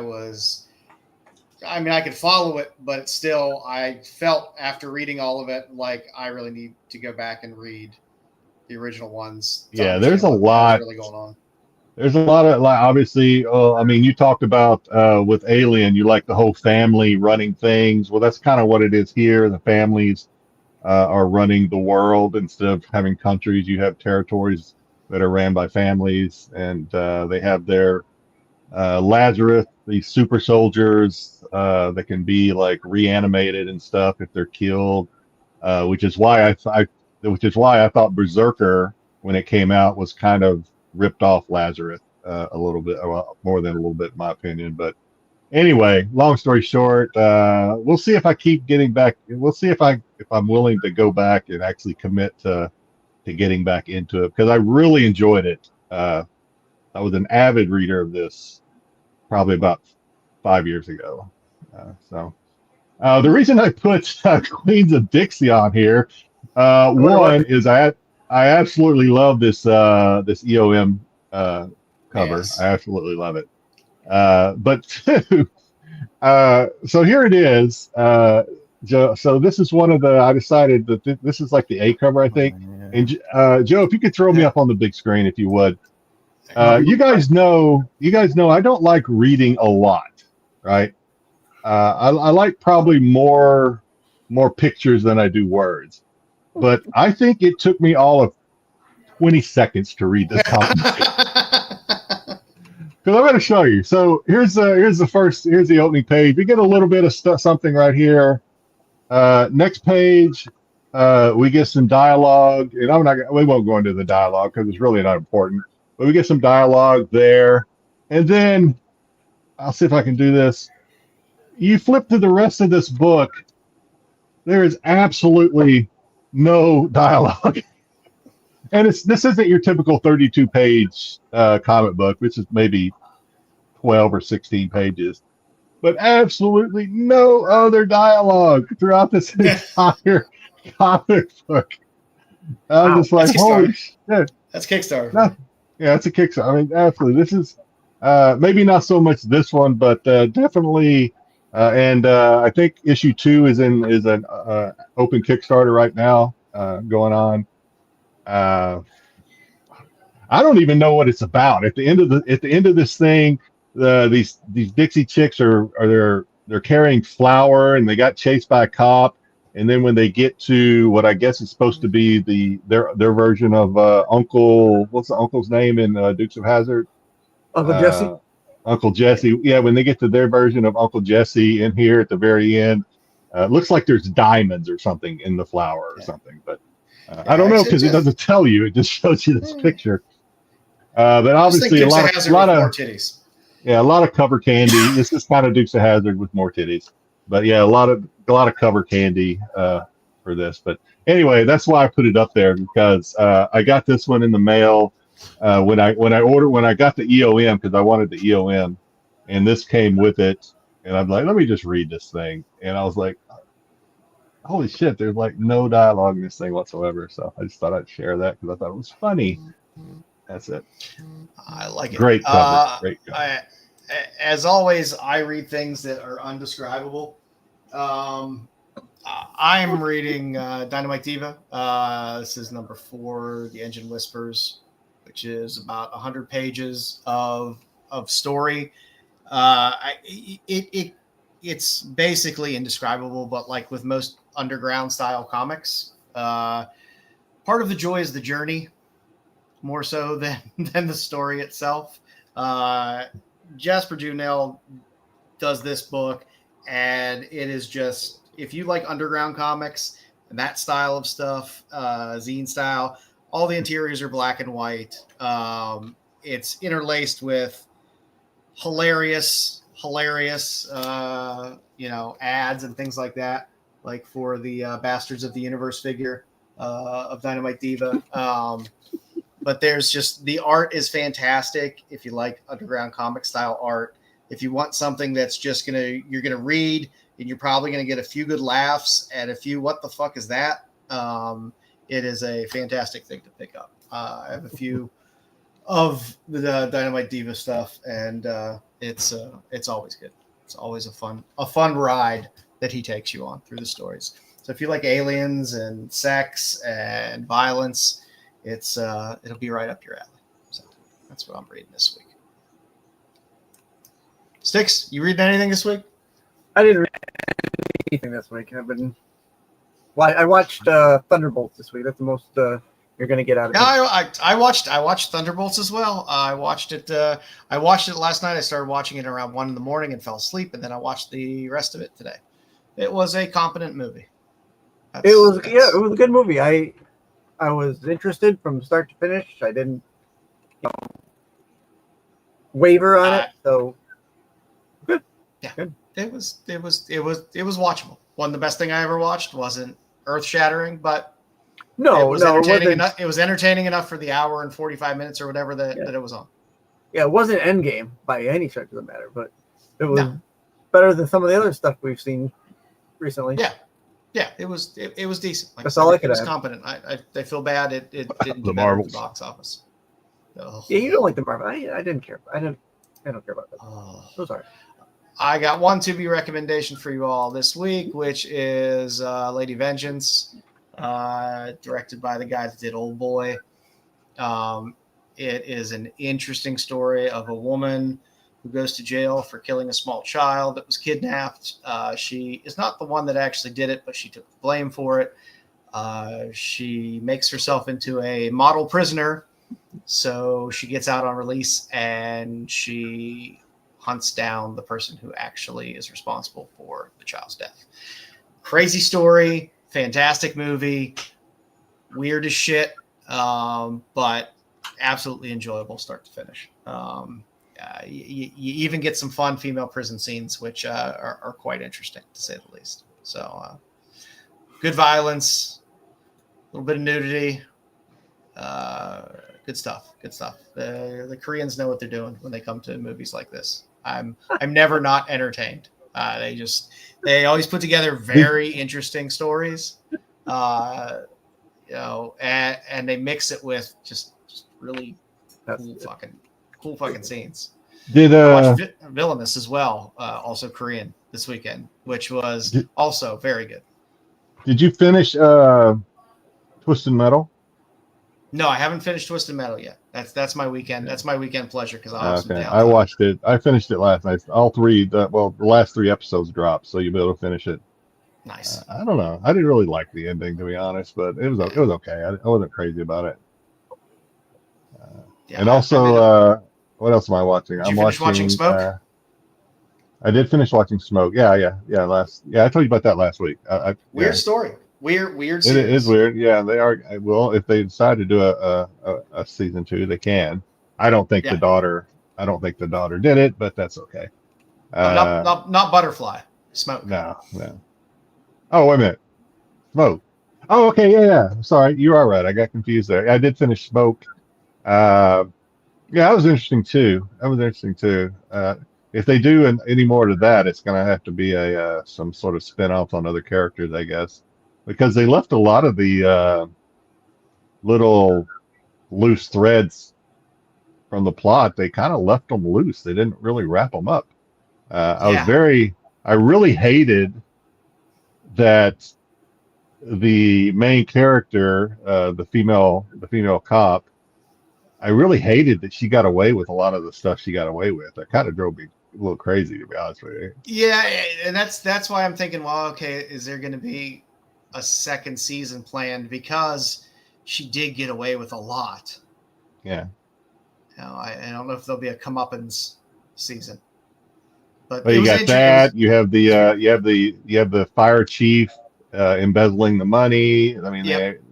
they got that. Always loose nice to see thread Greg out Kinnear there. getting some work, though. Always nice to see Greg always Kinnear good. out there. Yeah. But Didn't Greg Kinnear used to do Soup? Wasn't he like the original Soup? he was the original guy that did Talk Soup. Yeah, Talk Soup. Yeah, it's been forever. See? I'm also watching season 2 of I think the first 3 episodes are out of the Terminal List, Dark Wolf. Oh, I started watching that as well. Yeah. Yeah, it's pretty good. I'm liking it. And tell me if I'm wrong. I could have swore they were promoting a season 2 of Terminal List at one point, like a few weeks back, that they were talking about a season 2 of Terminal List, whereas this is a kind of a separate prequel series. Yeah, this is a prequel. Yeah. But I wasn't sure whether we're getting this. I wasn't sure whether we're getting this and a season 2 of Terminal. Oh, I don't know. I assumed this was it. Because Chris Pratt is sprinkled in this thing lightly. I mean, he's really, at least so far, he's not really in it so much. We'll see how it turns out. I loved Terminal List the first season. That was good, and I thought they were promoting for a season 2, and then I saw this thing drop, and I was like, was I just wrong? Was this what they were promoting for? Oh, maybe. Yeah. I assumed this was what they meant when they had the season 2, but I don't know. The new countdown will end one of these days. Good Lord, countdown seems to be lasting forever. Is this Terminal List Dark Wolf that we're talking about? Yeah. Yes. Yeah. Yes. Okay. Yeah, that's the one that must have been it's the only one right now that's coming. Yeah, it's pretty good. Yeah, I have to watch it by myself because my wife has no interest in that being on the TV when I'm sitting around, because it is very it is a very specific audience that a show like that is geared towards. But and I finished season 2 of Euphoria. Yeah. And I can't believe, is there going to be a season 3? I read that there's supposed to be a season 3, and I was like, why keep putting me through this just so maybe I'll get a glimpse of Sydney Sweeney. What I would give to be a fly on the wall to see your expressions watching Euphoria. Euphoria is awesome. The first season was it's weird. It's weird. It is pretty good. I mean, I'm not gonna say it sucks. It's a weird show. I thought the last 2 episodes of season 2, Dom, I'm assuming you watched it based on your comment. Yep. I thought the last 2 episodes of season 2, when they're using girls play to kind of retell and explain, I thought that was boring as fuck. Just have a regular show. Don't go. The whole play thing drove me nuts, and that has to be the most well-financed school play. That school play probably has a budget of like $10 million. You watch movies with the sound off and just watch Sydney Sweeney walk around the movies. Yeah, Sydney Sweeney. That's the one. People say Sydney Sweeney can't act, and I'm not saying she's an Oscar nominee in anything, but I don't think she's a terrible actress in Euphoria. I mean, she might be kind of typecast where that's kind of what she does and that's all she can do, but I mean, she's not bad in Euphoria. Yeah, when she tries to stretch a little, it's tough. And I thought she was a really good bratty teenager in White Orchid or White Orchid? White Lotus? Yeah. White Lotus. Yeah. White Lotus, yeah. I thought she was a pretty good bratty teenager in that. So Yeah. She, like I said, I think she has a lane. And I haven't seen her veer from that lane and be exceptional in that, but she has a lane that I think is that she's competent enough in. Tyson mentioned Eenie Meenie, which I will suggest as a movie. I haven't watched that yet. I saw that pop up, and I think I added it to my watch list. It was enjoyable. I love Samara Weaving. I think she's great in this, but she's also a fantastic scream queen. She's made some great horror movies as well, which were really good. But I like her. She stands up here for me in terms of like she's here, and kind of Margot Robbie is just a little bit lower. I like Samara Weaving a lot. And neither Joe nor I have yet to watch Terrifier 3 yet. I know. When it's free. When it's free, if it's ever free. I don't know, since Steambox or Screenbox kind of took it, it may never be free. It is free if you can do that 1 week of Screenbox and remember to turn it off. You can watch it for free. My thing is I'll forget to turn it off, and I'll be, 9 months from now I'm still paying for Screenbox. Yeah, I do the same thing. I have not seen Red Sonja yet. I can't. Of all the streaming services I have, there's no place I could even buy it. So I'm very disappointed there, but I'm sure it's going to pop up soon. The second it does, I will watch it no matter how bad it is, just because I like Red Sonja. K-pop Demon Hunters. I'm a grown ass man. I'm not watching. Yeah, I'm not watching that. I even asked my sons if they were interested in that. They were both my sons who are 27 and 30. They were like, "No, I ain't watching that." Yeah, the type of Korean stuff I like is on the screen right now. That's the type of Korean stuff I like to watch. But yeah, no, like say Eeny Meeny, decent movie. Well, what else did you have up there, Tyson? The Honey Don't. I don't know. Is that a sequel to the last movie that Quali was in? Because the last one she was in was not good. Even though Coen brothers, Joel Coen, I think, was involved in it. So I'm hoping this next one is better. Honey Don't. It looks like Red Sonja is only on Fandango right now. Oh, okay. I got Fandango. I have a Fandango account. I could watch it. Yeah, I'll have to go in there and look. Because I looked a couple weeks ago and I wouldn't pop up anywhere. I just kept getting the stupid might still be pay-per-view, whatever her name is, the old one. If it's on Fandango, it probably is pay-per-view. I guess Fandango has some free stuff, but that's probably still pay-per-view. Yeah, I guess I don't care. I'll rent it or pay for it just to see it. But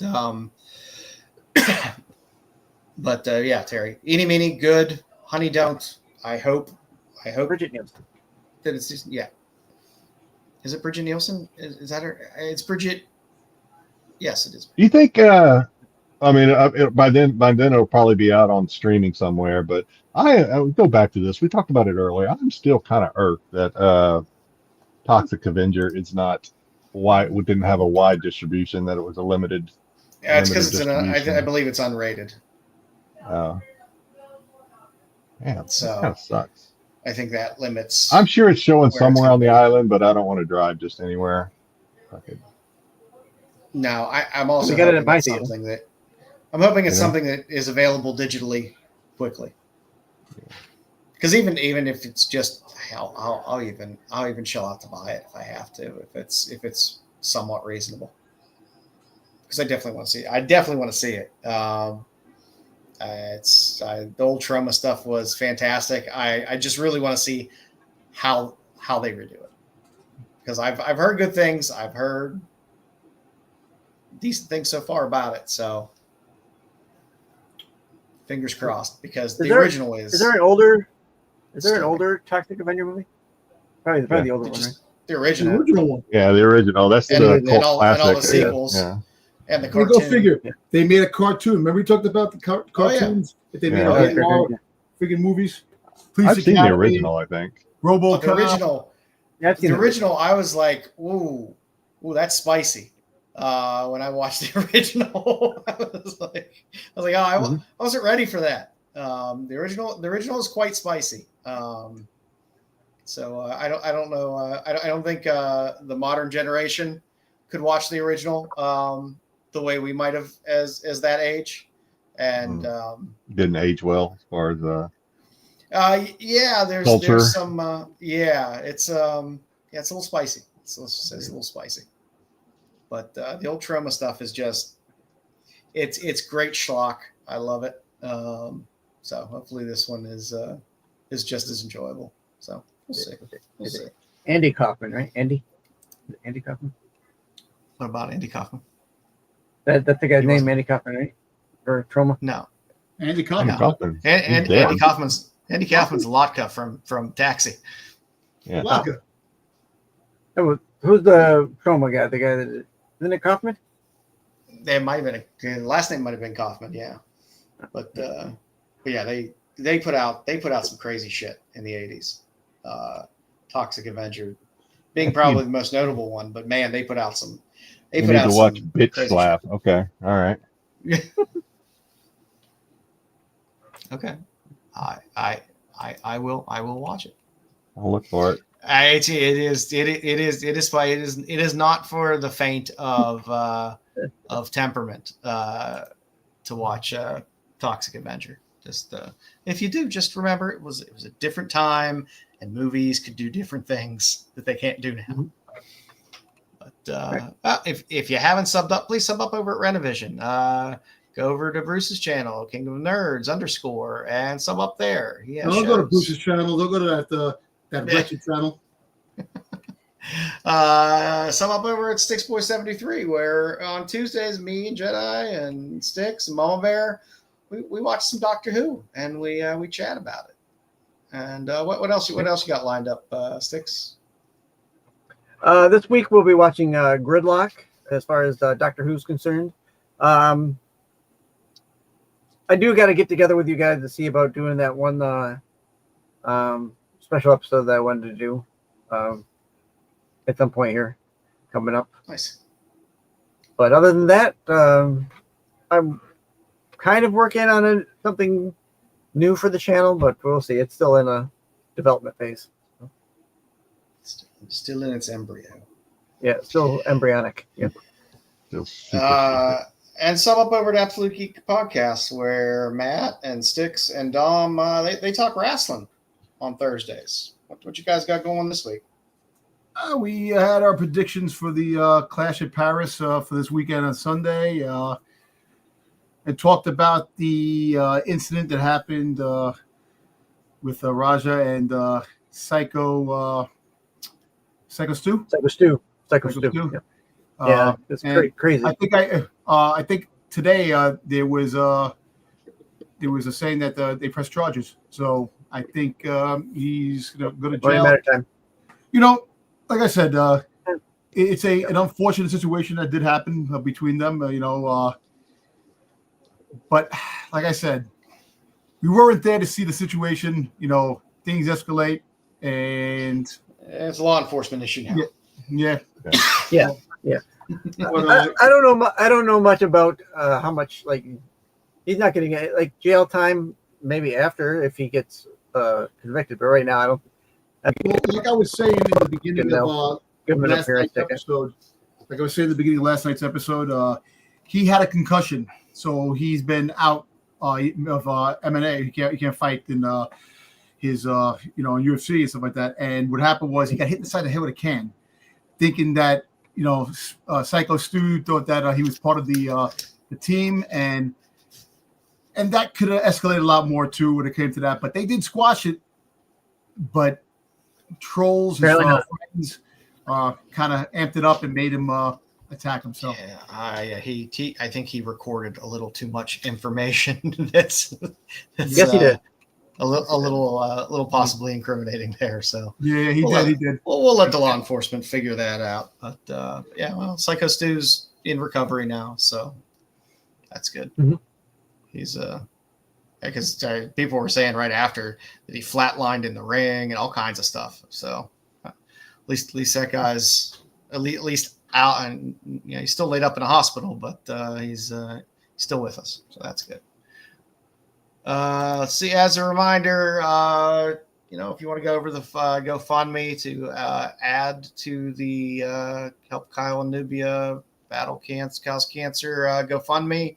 There's the QR code. You can look at that. The link's up there. We're doing everything we can to help out a friend in need. Anything is appreciated. And the community has been very generous so far in very much donating money, donating books. Bruce has done an amazing job with those claim sales. Kind of ushering Tyson, you get your in. books? Those index. So we appreciate any help for Kyle out there. As always, you can watch CBSI Hot 10 at 9 o'clock on Fridays, followed by us at 9:30. SNS on Saturdays. Is there an SNS this week? Yes, there is. There is an SNS this week. On Sunday, for all your dark side for all your Star Wars needs, you can watch Tales from the Dark Side, where Dom goes head to head with everybody else with Star Wars opinions. Yeah. We've got a couple of good Star Wars things that are coming up, so we'll see what happens. Yeah, you got some movie news and You stuff. got D23 this weekend. D23 is going on, so we'll either see some trailers or something, maybe Visions that comes out in October, maybe get a teaser for Mando and Grogu, and who knows, maybe a trailer for Darth Maul Shadow Lord series. We'll see. Yeah, Well, that'd be interesting. looking forward to some Star Wars. Yeah, we'll see.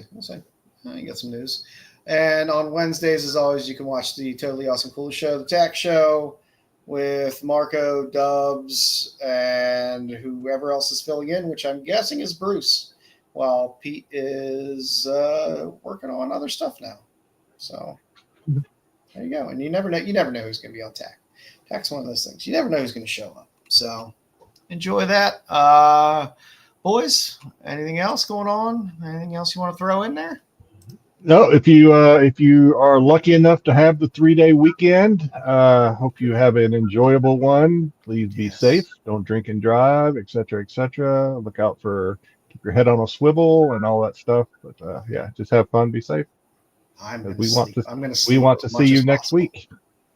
Yes. And hey, Jedi gave me a good idea. Hey, let's start doing some team ups spotlights. So we're gonna start peppering in some spotlights of team ups. So if you guys have some team ups that you like, hey, throw them in the chat after the stream in the YouTube comment chat, and we will throw them in the bank, and maybe we'll throw them up. So we're gonna work out what the first one's gonna be. I don't know. There's a lot of good team ups. I know where I'm leaning for my first spotlight of team ups. But we'll see where it goes. Hey, Bruce, right to the bitter end. Just right to the bitter end. Bruce should put a dildo in his mouth and shut up. And on that note, yeah, I think that's Good Friday. We will see you again next Friday. Have a happy and safe one, and good night, everyone. The qualified.